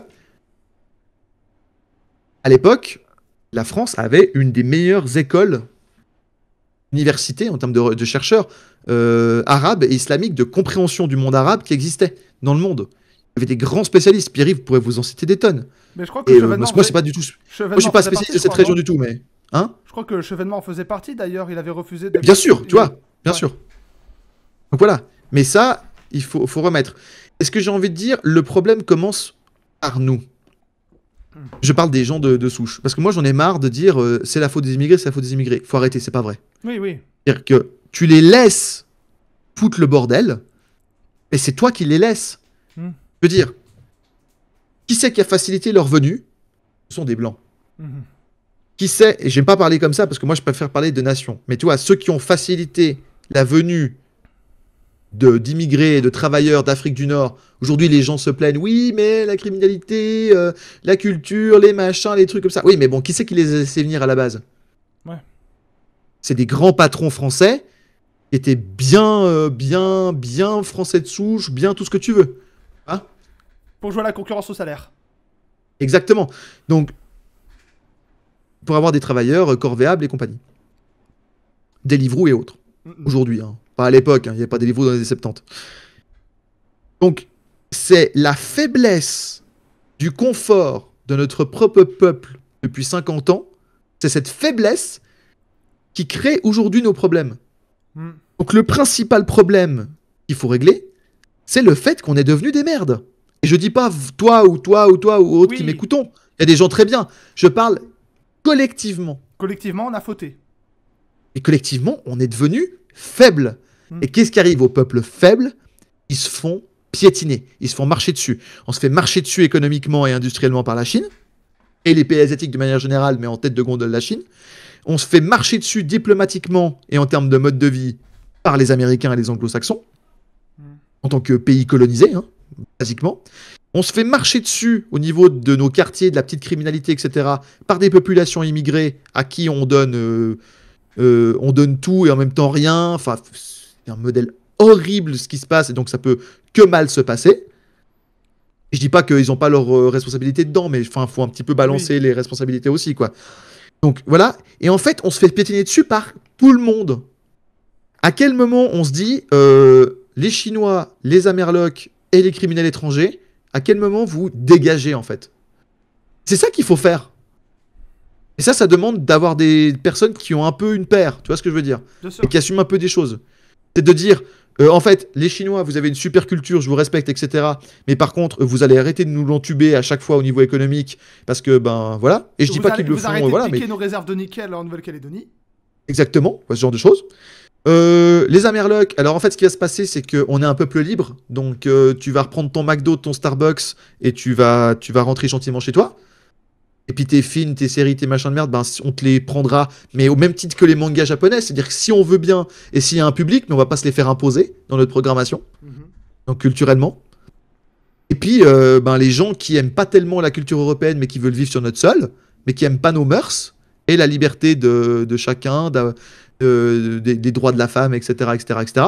Ben, en fait, voici un charter, voici un billet, vous savez quoi? On vous l'offre. Et puis, c'est un billet sans retour, et vous rentrez dans un pays ou dans une culture qui vous correspond mieux. Et là, tu règles déjà une bonne partie des problèmes au niveau culturel et à l'assimilation. Parce que tu refais comprendre aux autres pays étrangers, à tes partenaires, et aux potentiels problème population étrangère sur ton sol qui fout la merde, pas l'entièreté de la population, mais qu'il y en a une partie, tu leur fais comprendre que, en fait, chez nous, c'est les boss. Chez vous, vous faites ce que vous voulez, vous êtes chez vous, vous êtes souverain, vous faites ce que vous voulez. Et que chez nous, en fait, c'est nous qui décidons. Et c'est les gens qui ont le droit de vote et qui ont le droit de travailler, etc., qui décident des règles qu'on veut imposer. Le problème, c'est que tant qu'on a des merdes, ben non, quoi. Je veux dire, c'est à quel moment dans l'histoire de l'humanité t'as vu un peuple qui était à genoux et qui s'est pas fait piétiner la tronche? Et nous, on est là, non, mais en étant à genoux, en étant sympa avec tout le monde, en étant accueillant, ça va bien se passer, les gens vont nous aimer, bisounours. Ça rappelle un peu le film Mars Attacks. Ouais, mais les aliens, nous sommes en paix, tout ça. Oui, mais c'est un peuple belligérant, donc ils vont vous défoncer, les gars. Tu sais ce que c'est la meilleure façon d'avoir une discussion avec des gens, je parle avec des gens vénères, hein, je ne parle pas avec un ami au bistrot, hein, je te parle avec des gens vénères. Tu sais quel est le meilleur moyen d'avoir une discussion apaisée? C'est tout le monde prend son flingue, le pose sur la table, et on se tire pas dessus, hein, il n'y a pas de violence. Tout le monde prend son flingue, on le pose sur la table, et on fait, bon, maintenant on peut commencer à discuter. Parce que... Non mais parce que c'est vrai, parce que du coup... Je rappelle que c'est une métaphore, hein, c'est une métaphore, les gars, calmez-vous. Et bien sûr. Mais tu vois, c'est comme t'as un flingue, t'as pas envie. Moi, mon trip, c'est pas de foutre un flingue sur. Je suis pas dans l'objectif. Je sais pas, croisade, allons reprendre Jérusalem. C'est pas l'objectif, hein. On est bien d'accord. Déjà, on serait bien dans la merde en ce moment parce qu'il y a quand même une partie de Jérusalem qui est nucléarisée, puisque ça appartient à Israël et puis que Israël est un État nucléaire, qu'on l'aime ou qu'on l'aime pas. Moi, je suis pas le plus grand fan d'Israël à titre personnel, mais les mecs sont nucléarisés. Donc, et les mecs sont les champions du monde de l'assassinat ciblé. Donc, s'il y a bien un pays avec lequel t'as pas envie de t'emmerder, avec lequel t'as les foins, c'est Israël. Donc, je suis pas en train de dire qu'il faut aller expliquer aux autres pays comment il faut que ça se passe. Je dis juste que si t'as un flingue et que tu montres les muscles, t'as plus de chances d'être écouté et t'as plus de chances de trouver un compromis acceptable pour tous les autres, pour tout le monde. Si t'arrives à la table des négociations avec une main dans le dos, un œil au beurre noir et en disant on va tous être gentils, tu vas te faire marcher dessus et ce sera normal. Trop bon, trop con. Donc à un moment donné, si tu en fais pas ça, on pourra faire toutes les discussions de bistrot, de YouTube, de ce qu'on veut, etc. Si on ne fait pas ça, ça ne servira à rien. On aura fait des super débats, hein. On peut citer des auteurs, des événements, des machins. Oui, mais là, j'ai une solution pour... Non, la solution, c'est on arrête d'être des merdes. Collectivement, individuellement et collectivement. Et je dis ça pour moi aussi. Je me mets dans le lot. On ne me dit pas, je ne suis pas en train de vous traiter. C'est l'Occident doit se rappeler que, en fait, on est quelque chose. Je veux dire, si on prend... Moi, je veux bien qu'on dise tout ce qu'on veut, etc. Si on prend le monde entier, et j'ai saucé, on est d'accord, hein, Belki, tu es témoin, j'ai saucé le reste des cultures mondiales durant toute l'interview, du début d'interview. Hein. Bien sûr. On est d'accord ou pas? Oui. J'ai dit à quel point j'aimais. Il y a très très peu de cultures dans le monde qui m'intéressent pas. Il y en a certaines qui m'intéressent moins que d'autres. Il y a certaines que je suis pas tellement fan, mais c'est mes goûts personnels. Mais il y en a quand même beaucoup que j'apprécie et qui sont extra-européennes. Bien sûr. Qui n'ont pas de fond chrétien, que sais-je. Moi, je suis même pas chrétien à la base. Enfin, je suis pas chrétien. Si, je suis chrétien culturellement, mais je suis pas croyant. C'est ce que je veux dire. Voilà. Bref. La même. Mais c'est pas le débat. Oui. Et donc, c'est même pas des cultures européennes. Et que j'adore. Il y en a beaucoup qui sont dans mes cultures favorites. Mon pseudo, c'est Taiki. À un moment donné, si on prend l'histoire du monde et de ce qui a été inventé dans le monde et qu'on enlève les contributions de l'Europe occidentale, je prends même pas les États-Unis. Tu vois, je prends même pas les États-Unis. Je prends même pas les anglo-saxons, je prends vraiment juste l'ancien empire romain d'Occident, en gros. Oui. Si on enlève des contributions, le monde, c'est bien de la merde, en fait. C'est moisi, le monde, en fait, si on enlève l'Occident de la culture mondiale. T'es en train de me faire le coup de Papacito qui dit ouais, mais oui. le monde arabe, c'est ça, il montre la boîte de semoule, je vais sur la lune avec ça. Alors, il y a ça, mais lui, il y va parce que il y a quand même, lui, il fait de la provocation, il essaie de faire de l'humour par rapport à ça, et Hugo, voilà, on l'aime beaucoup, voilà, c'est quelque chose, mais il est dans son délire. Moi, je dis vraiment d'un point de vue factuel. Et les cultures arabes, ils ont apporté énormément à beaucoup de choses. Je veux dire, aujourd'hui, aujourd'hui, on parle des cultures arabes actuelles, mais qui sont des sous-produits de la société de consommation importés par le libéralisme dégénéré occidental. Mais il faut voir ce que c'était les cultures arabes au 9e siècle, au 10e siècle, au 11e siècle et au 12e siècle, avant, au 13e siècle, que Bagdad soit rasé par les Mongols. Hmm. Je veux dire, il y avait des grands lettrés, il y avait des grands militaires. C'est juste que c'était une autre culture, donc on peut pas forcément la comprendre. Mais il y avait des grands intellectuels et un peuple relativement raffiné. Oui, et puis je Pour je rappelle que c'est eux qui ont fait nos pour le chiffres Moyen Âge. actuels. Et il y a et l'algèbre. Algèbre, l'algèbre, ça Oui. vient de là-bas. C'est eux qui ont transféré les chiffres, hein. Le zéro, les chiffres actuels viennent Oui. de l'Inde. Et le monde arabe a toujours fait la transition entre le monde indien, la grande culture indienne, Ouais. et le monde méditerranéen. Hmm. Et notamment, il y a des choses qui sont passées d'un monde à l'autre grâce à ces peuples de commerçants et de lettrés qui étaient les tribus arabes, perses, musulmanes, etc., etc., etc. Bref, on n'est pas là pour faire un cours de ça. C'est juste pour dire, surtout que je serais bien en peine de le faire de manière détaillée. Et comme je dis, il y a des grands spécialistes de ça. Allez les lire si ça vous intéresse. Moi, ça m'intéresse à titre, voilà, comme passion, mais je suis vraiment pas un spécialiste pour le coup. J'essaie déjà de me limiter à un ou deux sujets que je maîtrise relativement bien, mais c'est le grand maximum. Et, euh, et ouais, arrêtons d'être arrêtons d'être des victimes. Hmm. Ça finit jamais bien dans l'histoire du monde, un peuple qui se considère comme une victime.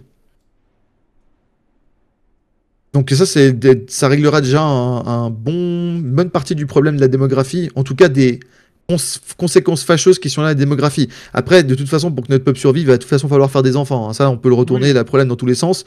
Mais il faut les conditions économiques, il faut les conditions culturelles, il faut les conditions en termes de politique juridique et de sécurité, en termes d'infrastructure.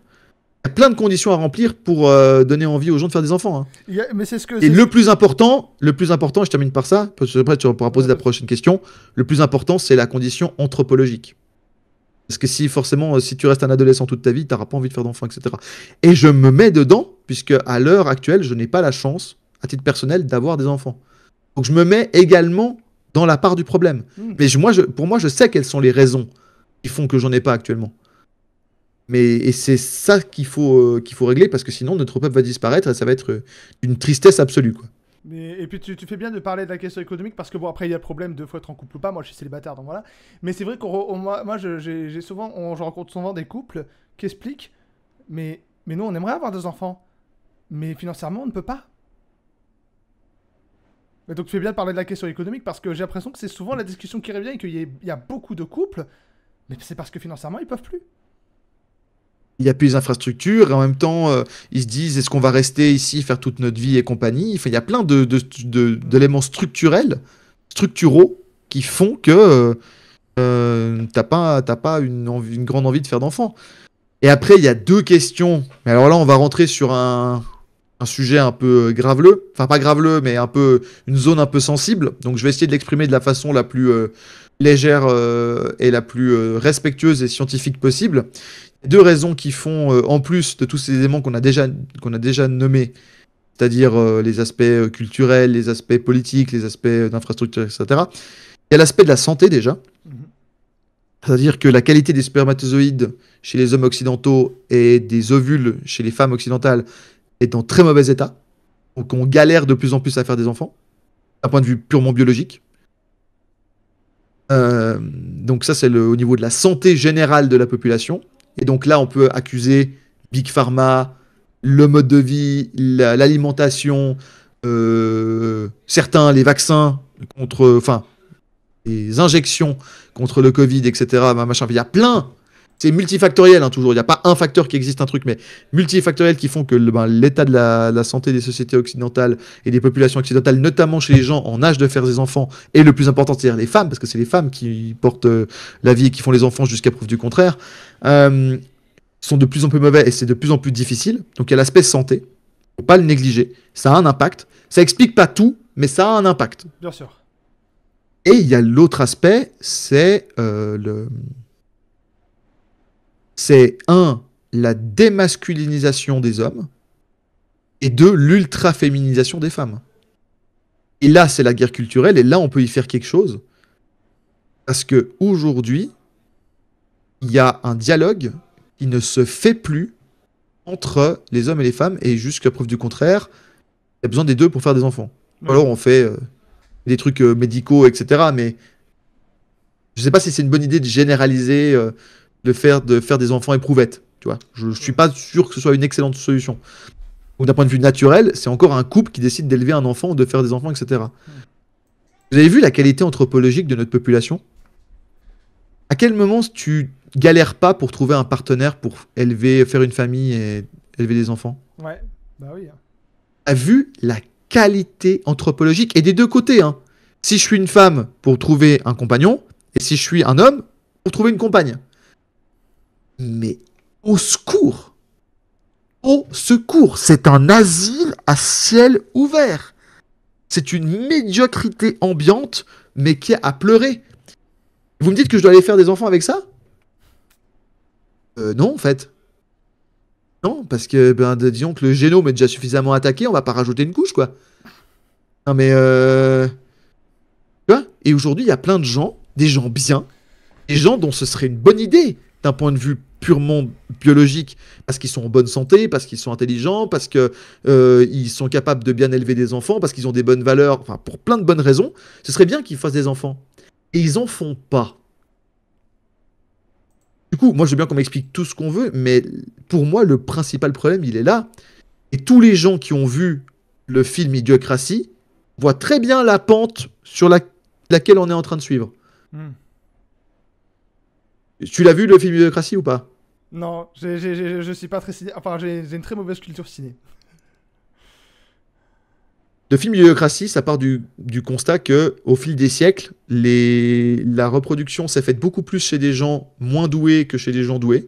Et donc, le QI de la civilisation a fini par s'effondrer. C'est le constat du film Idiocratie. Il date de 2006, hein, le film Idiocratie.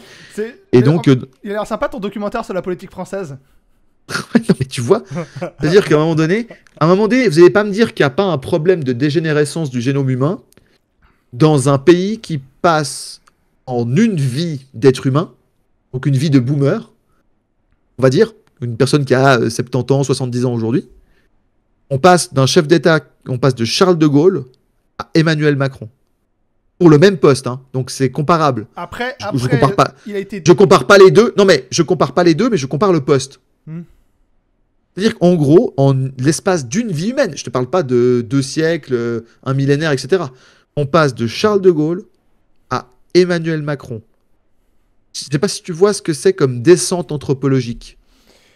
J'ai envie de te... Alors, certains vont te dire, la différence, c'est que De Gaulle a été voulu par le peuple français, bon, jusqu'au référendum qui l'a mené à cette décision, là où Emmanuel Macron, il a été mis en place par une oligarchie financière qui a conscience qu'il pose un problème, mais comme il satisfait leurs intérêts, bah c'est tout bénef. Oui, et c'est tout à fait juste, mais l'analyse, on la retrouve, hein, on se retrouve sur le cercle Aristote, mais même sur plein de chaînes et de médias amis ou alternatifs, on voit cette analyse. C'est pas nouveau. Mais à un moment donné, c'est là où je rejoins le camarade de Juan Branco. La guillotine, c'est pas mal. Mais tu sais pourquoi? Ça rejoint ce que j'ai dit avant sur le fait de se tenir debout et pas à genoux. Si à un moment donné, je te parle pas de faire un bain de sang. Je suis pas du tout en train de dire ça. Je suis pas un retour à la barbarie, etc., etc. T'es pas en train de nous faire une Robespierre, oui, bien ça, ok. Mais, ce qui est après le mais est toujours plus important que ce qu'il y a avant. Ouais. Et dans un pays où il y a des gens de plus en plus riches et de plus en plus puissants, ils n'ont plus peur des conséquences de ce qu'ils font, ça va forcément finir comme c'est en train de se passer maintenant. Il y a quoi qui fait peur à un multimilliardaire de 50, 60 ans ou 70 ans? Quelle est la seule chose qui fait vraiment peur à des mecs comme ça? Un peuple en colère? Non, beaucoup plus trivial que ça. Un peuple en colère, ça se retourne. Qu'est-ce qui fait peur? Quelle est la seule chose qui les terrifie et dans laquelle ils investissent des millions chaque année? La mort? Exactement. Leur propre finitude. C'est-à-dire que t'as beau avoir accumulé des richesses et de la puissance, un truc de fou comme peu d'êtres humains ont connu dans ce pays, voire pratiquement jamais, à la fin, tu finis quand même entre quatre planches. Alors, tu peux te faire construire un mausolée, tu peux te faire une rue à ton nom, machin. La finalité est la même. Et si tu expliques que si tu fous trop le bordel avec tes milliards, avec tes médias subventionnés, avec tes élections corrompues, machin, etc., tout ça, si on t'explique que si ça va trop loin, tu peux rejoindre le grand univers, le grand tout de la finitude beaucoup plus rapidement que ce qui était prévu par la science, ça fait réfléchir. Ils vont combattre, hein. Ils vont pas être d'accord, ils vont combattre l'idée, ils vont dire que c'est le retour de la barbarie, des heures sombres, tout ce que tu veux. Mais ils vont être comme ça. Oui. Ils vont avoir les foins parce que c'est leur seule peur. Ils n'ont pas peur d'un manque de ressources. Ils n'ont pas peur d'un manque de réseau. Ils n'ont même pas peur d'un peuple parce que on voit très bien que tu peux le manipuler, tu peux lui faire peur, tu peux le tenir comme tu veux. Et que si jamais il y a besoin, bah on lui crève un œil et on lui casse des bras comme les pauvres gilets jaunes. Par contre, si tu expliques que ce peuple-là, il va te demander des comptes, et que s'il te demande des comptes, en fait, on a remis le crime de haute trahison, etc. Comme Pierre-Yves le dit très bien, hein, vous pouvez avoir enlevé la notion dans le droit, ça va pas l'empêcher que le couperet tombe dans le réel si vous allez trop loin. Et Pierre-Yves l'explique très bien, ça. Et donc, du coup, c'est un élément qu'il faut remettre absolument. Si t'as plus peur de la machine que tu contrôles, tout te permettre, et là, tu commences à faire n'importe nawak. C'est exactement ce qu'on voit en ce moment. Ouais, c'est un peu comme, pour prendre un exemple, c'est comme dans le manga Death Note, il commence à gratter, et puis à un moment quand il est confronté aux conséquences de ses propres actes et qu'il peut tout à fait crever, ouais, c'est un peu plus compliqué. Je reviens à cette comparaison, hein. Dans un peuple qui passe de De Gaulle, et qu'on me dise pas que... Et moi, je vais faire vraiment la comparaison. Vas-y. Parce que ce que je dis là, sur la faiblesse du peuple, la traîtrise des élites, tous ces trucs comme ça, De Gaulle faisait le même constat en 40. C'était pas les mêmes personnes. Ah non. C'était pas les mêmes... Quoi? J'allais dire les Français sont dévots, mais non, ça n'a rien à voir. Oui, mais c'était le même constat. Donc le constat, il n'a pas changé. Mais la méthode pour le faire revenir, les méthodes diffèrent, mais le but est le même, hein. Donc c'est ça qu'il faut bien penser. C'est de dire, ouais, mais c'est nouveau, on n'a jamais connu ça, tu comprends, avec le numérique, machin, etc. Ouais, les moyens sont différents, mais le phénomène est le même. L'histoire est un éternel recommencement. Mais oui, mais c'est ça qu'on oublie dans cette phrase-là. C'est que l'histoire est un éternel recommencement, mais avec toujours des moyens différents, avec des chemins différents. Et il a dit la même chose. Lisez les mémoires de guerre, lisez ce qu'il disait sur sa situation à l'été 40. Il était tout seul, il se disait abandonné, il se disait la France est morte, je ne sais pas comment je vais faire, je suis là avec mes 100 000 francs de l'époque, avec 3-4 lieutenants ou aides de camp ou autres qui se baladent en duel, j'ai ma famille dans un logement prêté par le gouvernement anglais à Londres et compagnie. Alors, la seule différence, il a eu de l'aide extérieure. Mais le nombre de fois où cette aide extérieure, hashtag les anglo-saxons, a voulu l'enterrer, lui aussi il a dû se tenir debout. Et c'est pour ça que personne ne peut être De Gaulle. Mais ça ne veut pas dire qu'on ne peut pas s'inspirer du personnage. Et qu'à un moment donné, si on ne s'inspire pas d'un mec comme ça, bon bah le dernier qui part ferme la lumière, comme dit le patron. Mais c'est exactement ce qui va se passer. Et c'est pour ça que je dis, le titre, tout est perdu, vous pensez que tout est foutu, c'est bien, vous avez fait la première étape. Vous avez fait le constat que c'est la merde. Donc maintenant, il faut passer à l'étape suivante. On construit, on reconstruit, on se bat et on fait quelque chose.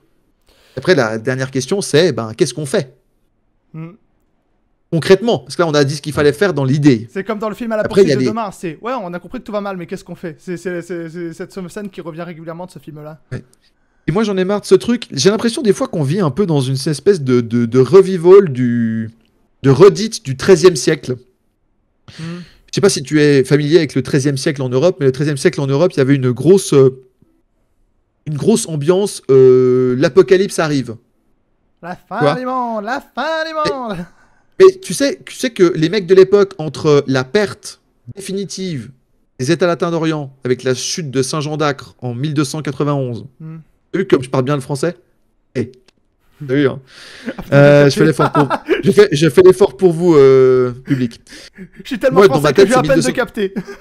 Dans ma tête, c'est 1291, mais pour vous, public, 1291. 1291, tu vois. Bah, après, si je peux me permettre, techniquement. Je parle bien la France. Ouais, techniquement, si je peux me permettre, on vous taquine les Suisses, mais vous êtes plus juste que nous, parce que Oui, voilà. 90. Voilà. Mais, et du coup, la déferlante des Mongols, à partir des années 1252, 1253, etc., la déferlante des Mongols Hmm. sur le Moyen-Orient, le Proche-Orient et l'Europe de l'Est. Il y avait un petit côté apocalypse total, tu vois, plus la Ouais. multiplication des hérésies, donc une chrétienté de moins en moins unie et compagnie. Les mecs vivent vraiment. Et j'ai l'impression qu'aujourd'hui, au 21e siècle, les gens sont un peu retournés, 8 siècles plus tard, se retourner à ce côté apocalypse fin du monde. Genre, c'est bon, tout va se terminer dans un grand faisceau de lumière. Et ben, du coup, ben, qu'est-ce qu'on peut y faire quelque part si on retourne notre coupe de champagne? Mais- Ça, c'est le truc qui me désespère le plus dans nos populations. C'est ce sentiment-là. Ce sentiment de l'arrivée, la fin du grand tout. Tout va être genre, comme Pierre-Yves aime bien dire, Vladimir Poutine va débarquer sur son dragon et va cramer Sarcelles, quoi.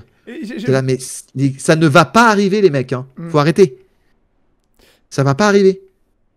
Mais justement, c'est justement ce côté un peu pessimiste se maintient dans la peur et dans le nihilisme en mode tout est foutu, voilà. Ça me rappelle un documentaire qui est extrêmement biaisé, qui a beaucoup d'erreurs, hein, Bowling for Columbine, où à un moment Michael Moore rencontre Marilyn Manson parce que lorsqu'il y a eu le massacre de Columbine, on a dit c'est sa faute parce qu'il avait des textes, voilà. Et il avait expliqué, mais en fait, tout est une question de peur et de consommation. Chaque fois que vous allumez les télés, vous avez des infos, vous avez des trucs glauques. Paf, la pub. Si tu as Biactol, si tu as de l'acné, les nanas baiseront pas avec toi. Colgate, voilà. Si tu as pas ça, il va t'arriver ça. On maintient les gens dans la peur et on les fait consommer. Est-ce que, moi c'est un truc que j'ai remarqué, là je vais balancer une coordonnée à la droite, ça c'est pour tous les mecs qui disent que j'avais que des mecs de droite, déjà c'est faux, mais il y a un truc que je reproche, c'est que très souvent les influenceurs dits de droite, dits de la dissidence, j'ai l'impression qu'ils veulent continuer à maintenir cet aspect de peur chez les gens, les conforter justement dans ce baissage de bras, pour Oui. des intérêts économiques. Est-ce que c'est pas un peu des vendeurs de tapis au final? C'est totalement des vendeurs de tapis. C'est bien ce qui me semblait. Là où peut-être que des gens qui font un peu plus de développement personnel, ça reste des vendeurs de tapis, mais au moins c'est quelque chose de positif. Oui. C'est-à-dire, certes, ils te vendent une méthode, ils te vendent des produits ou des machins. Je pense par exemple à un gars comme le Raptor, par exemple. Oh. Le Raptor, tu vois, lui, il fait sa méthode, il fait son machin, mais son but, c'est quand même que toi, tu te reprennes en main et que tu progresses. Et il y a de la Alors, je suis pas gaudriole. tout d'accord. Et au moins il y a Hein? un peu de gaudriole, on se marre de la situation. Oui, mais tu vois ce que je veux dire, c'est qu'il y a un aspect. Moi, je suis pas entièrement contre le développement personnel. Je dis pas que c'est la solution en vain et je suis pas d'accord avec tout. Il y a Ouais. voilà, plein de choses qui. Il y a plein de limites. Et c'est normal, c'est bien d'avoir un débat. Mais au moins, et non, les gens qui te vendent juste de la peur, mais c'est d'une tristesse, quoi. C'est le Ah ouais. pire mode de gouvernance des gens. Que ce soit le gouvernement en France avec. Et même en Suisse, hein, avec la peur, la peur, la peur, ayez peur, soyez pris, et votre attention doit être détournée par ça, machin, etc. Est-ce que Brigitte, elle a une bite? Ah, on sait pas, machin, etc. Au lieu de s'attaquer aux vrais problèmes, Ouais. au lieu de s'intéresser, mettre le point sur les vrais problèmes, et les gens qui disent, regardez comme ils sont mauvais, il faut les critiquer, il faut mettre votre commentaire, soutenez, followez, machin, etc. Il faut faire de l'analyse, il faut faire de la production. Et ce qu'on fait au Cercle Aristote, c'est pas parfait. Il y a plein de trucs qu'on pourrait améliorer. On n'a pas des moyens énormes. Et au moins, on essaie de faire quelque chose. Hmm. À notre micro-niveau, on essaye de faire quelque chose où les gens disposent. Nous, on propose, les gens disposent. Et voilà. Et on sait qu'il y a des trucs. On pourrait améliorer des aspects techniques. On pourrait améliorer plein de choses au niveau de la distribution. On pourrait faire plus d'événements. On peut toujours faire plus. Mais au moins, on fait. Là, on peut pas nous reprocher. Certains ne sont pas d'accord avec ce qu'on fait et tout, mais au moins, on fait. Oui, non, mais moi, c'est ce que Moi, ce j'avais. qui me désole, c'est les gens qui ne font rien. Soit par dépression psychologique, soit par manipulation, par machin, soit simplement parce que ils sont étouffés par le truc ambiant. Et c'est ce qu'on essaie de faire. Et c'est pour ça qu'on a lancé, je rebondis sur ton truc, c'est pour ça qu'on a lancé la franche rigolade. C'est au moins pour redonner un peu de... Parce que le rire, c'est la vie.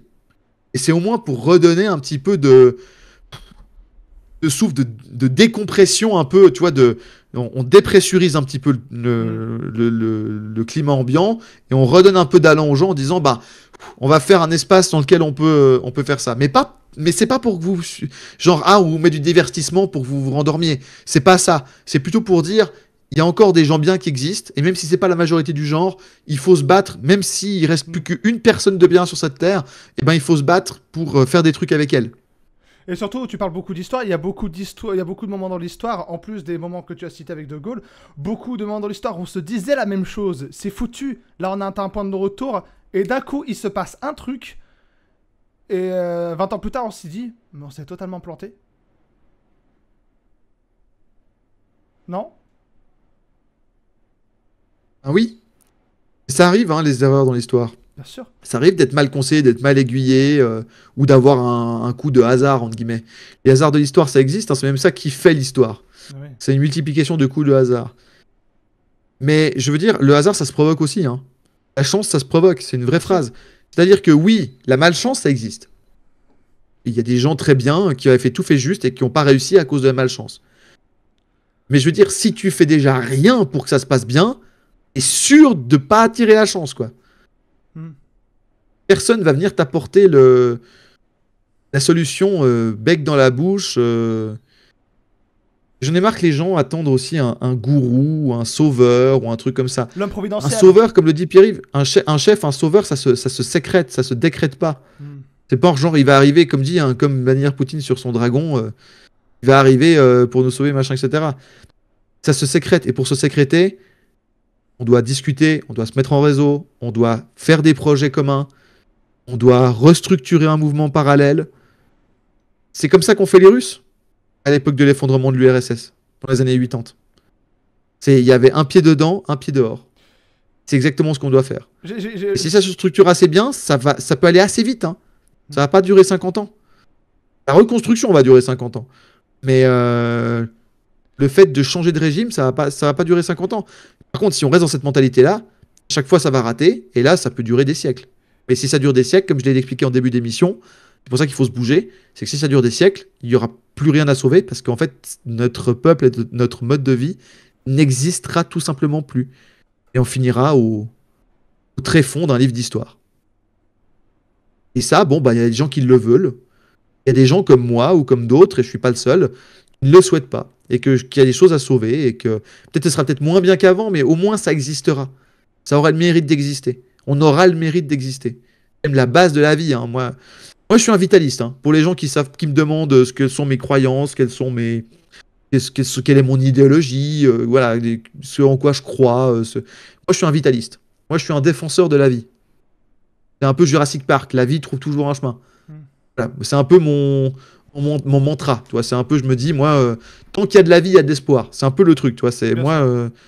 Je défends la vie. Mais le problème, c'est que comment tu fais pour défendre la vie dans une majorité d'une civilisation où la majorité du truc est mortifère. Et c'est ça un peu tout l'enjeu, quoi. C'est ça que j'essaie d'expliquer un peu ce soir. Maladroitement, certes, mais grâce à ton invitation, la maladresse est un je suis content de le faire. La maladresse un peu de mon cas aussi. C'est vrai que ça a été organisé un peu à la hâte parce qu'on a décidé au dernier moment. Donc si jamais vous trouvez que l'émission est un peu comment dire... c'est la faute de l'invité, sachez-le. Vous pouvez le mettre, c'est la faute de l'invité. J'ai pas dit ça. J'ai pas dit ça. Si, moi je le dis. Non, je sais que t'as pas dit ça. Moi je le dis. C'est la faute de l'invité. L'invité n'avait qu'à être plus prestigieux. Malheureusement, Johan, que j'espère vous recevrez bientôt sur Radio Dojo dans les prochains mois, ne pouvait pas être présent. Oui, non, mais c'est aussi ma faute. Hein. Comme on l'a dit, Radio Dojo, c'est une radio très très amatrice. Mais pour rebondir, parce qu'il faut quand même donner un peu d'espoir aux jeunes. Ah bah oui, on est là pour ça. Oui, bien sûr. Mais est-ce que tu vois des choses aujourd'hui, des choses qui te font dire, bon, ça se pète encore la gueule, mais au moins on va dans le bon sens. Est-ce qu'il y a des trucs qui te font dire c'est un peu comme Brut qui faisait les 5 bonnes nouvelles de la tech, qui faisait les 5 bonnes nouvelles. Là, est-ce que tu as des bonnes nouvelles, des trucs qui te font dire bah là, ça va dans le bon sens. Là, on commence à trouver un point.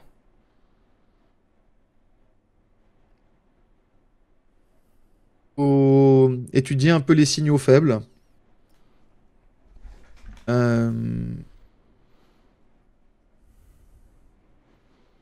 y a quand même. C'est vrai qu'il n'est pas facile ta question parce qu'il y a plein de motifs, potentiellement de choses à faire, de motifs d'espoir. Mais concrètement, qui se passe aujourd'hui, c'est compliqué. Hmm. La première chose qu'on pourrait dire déjà, c'est qu'il y a des peuples, parmi tous ceux qu'on a cités, qui ont encore des choses à dire et qui ont encore des choses à faire. Moi, j'ai la chance de croiser, avec le Cercle Aristote, avec d'autres activités, j'ai la chance de croiser de plus en plus de monde, et il y a de plus en plus de monde qui se pose des questions et qui s'informe autrement et qui essaye de faire quelque chose de positif. Donc ça, c'est un motif. Oui. Quelque part, tu te dis, même si on n'est pas encore majoritaire, ça augmente. Ça, c'est un fait. Ça augmente, et des fois dans des catégories de la population chez lesquelles tu pensais pas que ça pourrait augmenter, notamment chez les personnes un peu plus âgées. Aujourd'hui, je croise beaucoup de cinquantenaires, de soixantenaires qui se disent mais c'est plus possible, il faut qu'on fasse quelque chose. Alors que normalement, eux, ils ont une belle vie, tu vois, il n'y a pas eu de problème. Enfin, il y a eu, comme partout, il y a des problèmes, mais je veux dire, il n'y a pas eu de... Ils ont pu faire leur carrière, ils ont pu avoir leur maison, ils ont pu avoir plein de trucs, mais ils se disent quand même, pour mes enfants, pour mes petits-enfants, il se passe quand même, il faut quand même que je me bouge. Donc ça, c'est un plutôt bon signe. Ça veut dire que dans toutes les catégories de la population, ça bouge. Ça, c'est le premier point. Deuxième point, il y a des peuples de manière générale qui, un peu partout dans le monde, au Salvador, dans une partie des États-Unis, dans certains pays européens, mais ça reste encore le traînard de la bande. Hein. Mais, même en Corée du Sud, ils ont mis un traître en tôle. Hein. Ouais, voilà. Il y a des pays dans lesquels tu vois qu'il y a des choses qui sont plus acceptables et qu'on essaie de construire autre chose. C'est lent, des fois c'est à la marge, des fois ça rebondit, mais il se passe des choses intéressantes. On n'est plus dans les années 90. Dans les années 90, comme on dit chez vous dans le sud. Donc, ça parce que je vis à on n'est Béziers. plus. Ouais, tout à fait. Alors, bienvenue à Béziers, dans le Narbonnais, comme on dit. Ça, dédicace à Pierre-Yves Rougeron qui dit que Béziers est un bidonville. C'est pas grave, on vous embrasse quand même. Il avait dit ça sur Twitter à un moment, j'ai dit ah bon, tant pis. Le magnifique maire de Béziers, bien sûr, hein, qu'on embrasse. Ouais. Et donc voilà, ça c'est déjà, ça fait partie des bonnes choses. Deuxième chose qui pourrait paraître comme quelque chose de négatif, mais qui est au final assez positif, c'est qu'ils tapent tellement en ce moment comme des sourds au niveau de la censure que ça se finit par se voir quand même. Ouais. Il y a des gens qui sont pas du tout intéressés par des questions de politique ou des questions de vie en société de manière générale, hein, qui sont vraiment voilà, peu intéressés par ces choses-là et qui se rendent compte aujourd'hui qu'il y a quand même quelque chose qui tourne pas rond dans le monde occidental actuellement. Dans le monde de manière générale. Dans le monde occidental. Donc, ça, quelque part, c'est une bonne nouvelle. C'est-à-dire que c'est comme aux échecs, si tu peux faire une très bonne partie d'échecs, si l'adversaire en face de toi fait pas d'erreur, tu gagneras jamais. Ce qui fera un jeu parfait. Tu pourras jamais le mettre mat. C'est quand ton adversaire fait une erreur que là, il faut être bon, justement qu'il faut se bouger. Et je trouve qu'en ce moment, l'adversaire fait pas mal d'erreurs. Parce qu'ils n'ont plus rien en magasin. Et donc c'est là qu'il faut se bouger pour jouer les bons coups, pour essayer de changer la situation dans les 5-10 prochaines années. Donc ça, quelque part, c'est aussi une bonne nouvelle. Après, il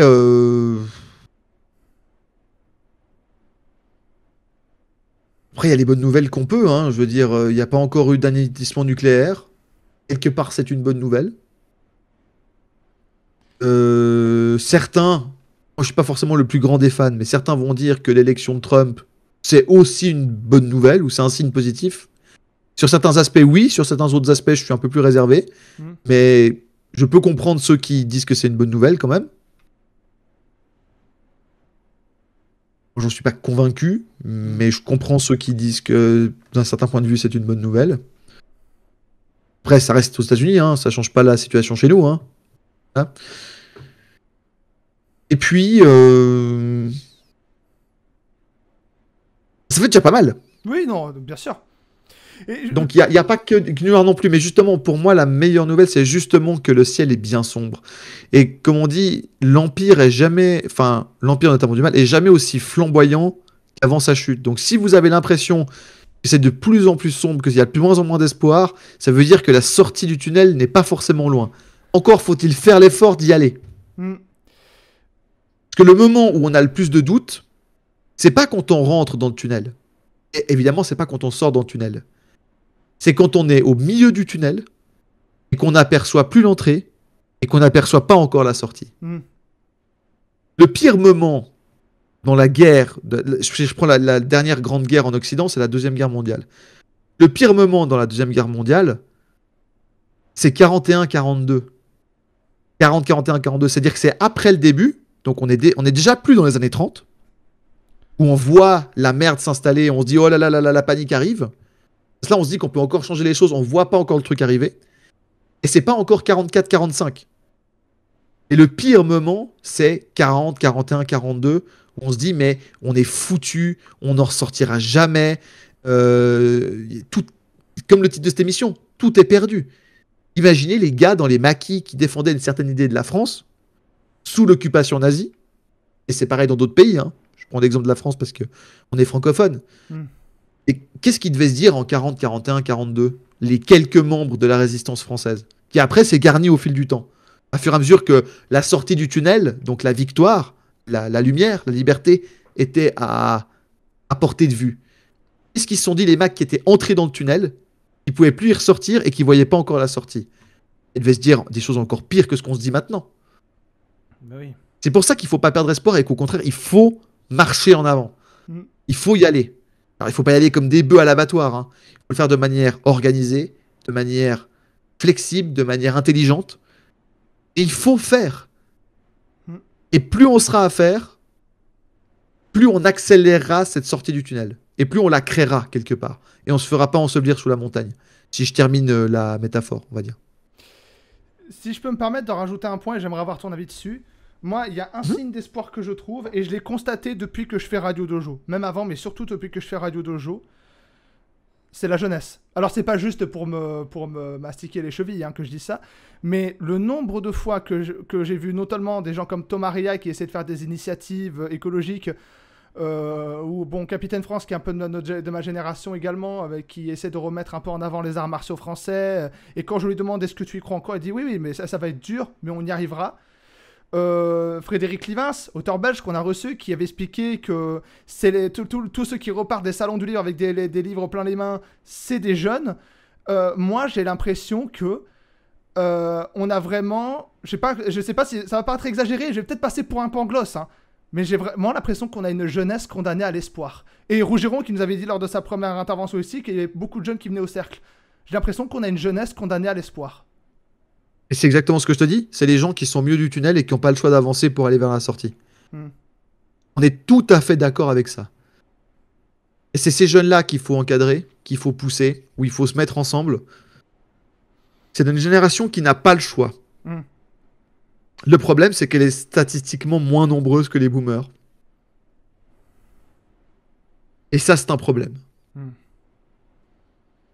C'est pour ça qu'il faut s'activer maintenant. Oui. Parce que si on attend que les boomers disparaissent comme génération, c'est déjà perdu. Bien sûr. Ce sera déjà trop tard. Notre peuple aura déjà disparu. Donc c'est maintenant. Surtout qu'en plus, si on attend que les boomers disparaissent, la génération des jeunes actuels qui sont condamnés à l'espoir, ils n'auront pas eu le temps de faire autant d'enfants que prévu. Et donc ce problème démographique qui est structurel derrière, dont tout le reste dépend, si on le règle pas, mais là, hein, dans les prochaines décennies, hein, c'est pas 2050, hein, si d'ici 2050 il n'a pas été réglé, on pourra faire tout ce qu'on veut, on pourra avoir la jeunesse la mieux formée qui du coup serait arrivée à des postes de pouvoir, qui sera devenue propriétaire, qui aura repris le contrôle sur le peuple. Et quel peuple? qu'est-ce qui restera à sauver si les gens qui ont 20 ans maintenant, et donc qui en auront 50, 45-50 en 2050, si ces jeunes nés dans les années 2000, il n'y aura plus rien à sauver. Ce sera comme, je l'ai dit au début d'émission, la Constantinople ruinée que les derniers empereurs byzantins ont essayé de reprendre. Parce qu'on va terminer cette métaphore. Et après, je ne sais pas si tu as encore d'autres questions, mais voilà. Non, on pourra conclure sur ça. Mais pendant 50 ans, entre 1204 et le milieu du XIIIe siècle, Constantinople était occupée par des Latins. Il y avait donc du coup, après la fin de la 4e croisade qui a complètement foiré, puisqu'ils sont attaqués à Constantinople, avait chassé les Byzantins de la reine des villes. C'est comme ça qu'on appelle Constantinople. Istanbul aujourd'hui, pour ceux qui ne savent pas. Les empereurs byzantins, jusqu'à la perte définitive de Constantinople par les Turcs en 1453, au milieu du XIIIe siècle, ont repris la ville. Vous savez comment ils l'ont repris? Ils sont rentrés dedans. Les Latins avaient juste déserté. Et c'était tellement mal, ils avaient tellement mal géré la cité et les micro-royaumes qui s'étaient créés autour en Grèce et sur la côte occidentale de la Turquie. Ils s'étaient tellement mal démerdés. Au bout de 50 ans, Constantinople était ruinée. Même le cuivre, le plomb, les canalisations, des chéneaux, des immeubles et des maisons avaient été pillés. Pour dire la ruine du truc, quoi. Et donc les empereurs byzantins, effectivement, ont repris donc, la dynastie des paléologues, comme on les appelle, les paléologos, qui va régner jusqu'à la prise de Constantinople par les Turcs en 1453, avec le dernier empereur, je crois que c'est Constantin XI, ont effectivement été les maîtres de la cité de Constantinople. Mais la situation était tellement merdique qu'ils n'ont jamais pu restaurer la puissance de leur empire et la puissance de leur cité. Si bien que quand les Turcs sont rentrés à Constantinople, il n'y avait plus que 40 000 personnes dans Constantinople. Alors que 4 siècles avant, il y avait 1 million d'habitants. Donc il n'y avait déjà plus rien à sauver. Et pourtant, ils se sont battus jusqu'au bout. Hein. Ils ont été méritants, il y a eu 5000 morts. Je veux dire, l'empereur est mort au combat face aux janissaires et compagnie. Dire, ils sont morts de manière héroïque. Ils sont tombés avec les armes, face à une armée plus grande, technologiquement plus avancée, enfin tout ce que tu veux. Plus puissante, voilà, c'est le début du grand siècle ottoman qui va être le XVIe siècle. Mais il n'y avait déjà plus rien à sauver. C'était déjà la dèche depuis des dizaines d'années, voire des siècles, malgré tous les efforts qui ont été faits. Et c'est ce qui va nous arriver si on fait rien maintenant. Ouais, les boomers vont disparaître, on va finir par changer de régime, machin, etc. Mais enfin, tu veux vraiment... Enfin, voilà la gueule des ruines sur laquelle on va enfin pouvoir prendre le pouvoir en 2050. Moi, j'aurai 60 berges en 2051. C'est 2050, c'est la date butoir que je me suis donnée pour essayer de faire changer les choses. Si on continue la même courbe, parce que après c'est bon, je prends ma retraite, je vais faire pousser des pommes dans un verger perdu dans la montagne, une petite retraite jusqu'à ma mort. Si j'ai la chance de vivre jusque-là. Mais c'est maintenant, hein, ouais. Les mecs. Parce que sinon, c'est la Constantinople ruinée. Et l'Europe, 2050, ce sera juste un peuple appauvri, avili, peu nombreux en termes de personnes originaires de ce continent, et qui servira juste de musée à ciel ouvert pour les Indiens, les Chinois, les Amerlocs. Et potentiellement les Sud-Américains aussi. Mais à voir. Alors, soit on suit cette pente-là, et à ce moment-là, ben, tant pis. Et au moins, j'aurais essayé de faire quelque chose. Soit on se bouge, parce qu'on considère que là, c'est une question de vie ou de mort. Et il y a peut-être une chance de faire quelque chose. Sans garantie, parce qu'on est dans le milieu du tunnel et on ne sait pas où est la sortie.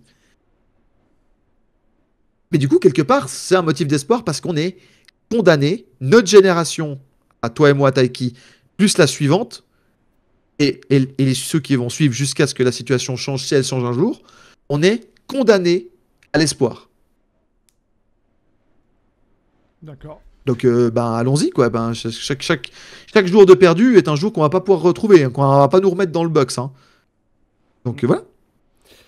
Eh ben, c'est sur cette note d'appel à la résilience qu'on va pouvoir conclure cette émission.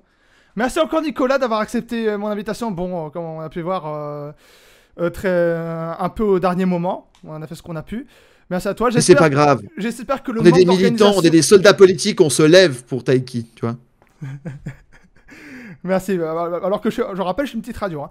Mais non, mais j'espère que le manque d'organisation t'a pas trop gêné, que t'as pu quand même passer un bon moment.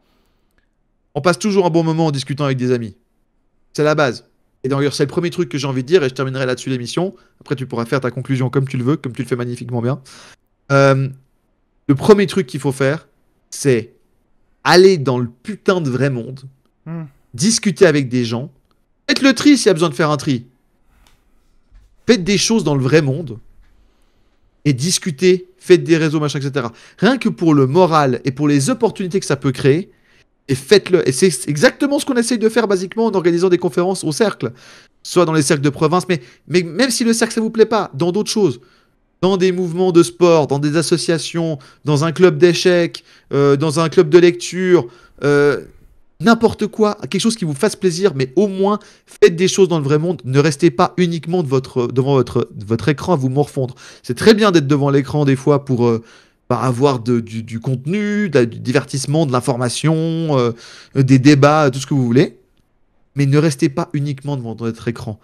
Allez dans le vrai monde, même s'il vous fait peur, même si par des fois il vous dégoûte, même si pour plein de choses, faites l'effort, c'est le premier pas et le plus important vers la résilience. Très bien, et c'est sur cette conclusion qui rejoint encore une fois celle de Pierre-Yves Rougeron lors de son premier entretien sur Radio Dojo qu'on va pouvoir conclure l'émission. Merci à vous de l'avoir suivi, j'espère que ça vous aura plu. Alors, je suis pas encore sûr de faire un Radio Dojo dans 2 semaines parce que je suis en pleine période d'examen pour un titre, donc je sais pas si j'en ferai. En tout cas, si je dois le faire, ce sera pas mercredi soir exceptionnellement, on verra. Dans tous les cas, on essaiera de voir ce qu'on fera en été, mais sachez qu'on va bientôt arriver au terme de la saison 3. Vous serez tenus au courant de toute façon sur les réseaux sociaux de Radio Dojo, donc Radio Dojo Off sur Twitter, X maintenant. Je vous souhaite une excellente soirée et je vous dis à la prochaine. Salut les frelots!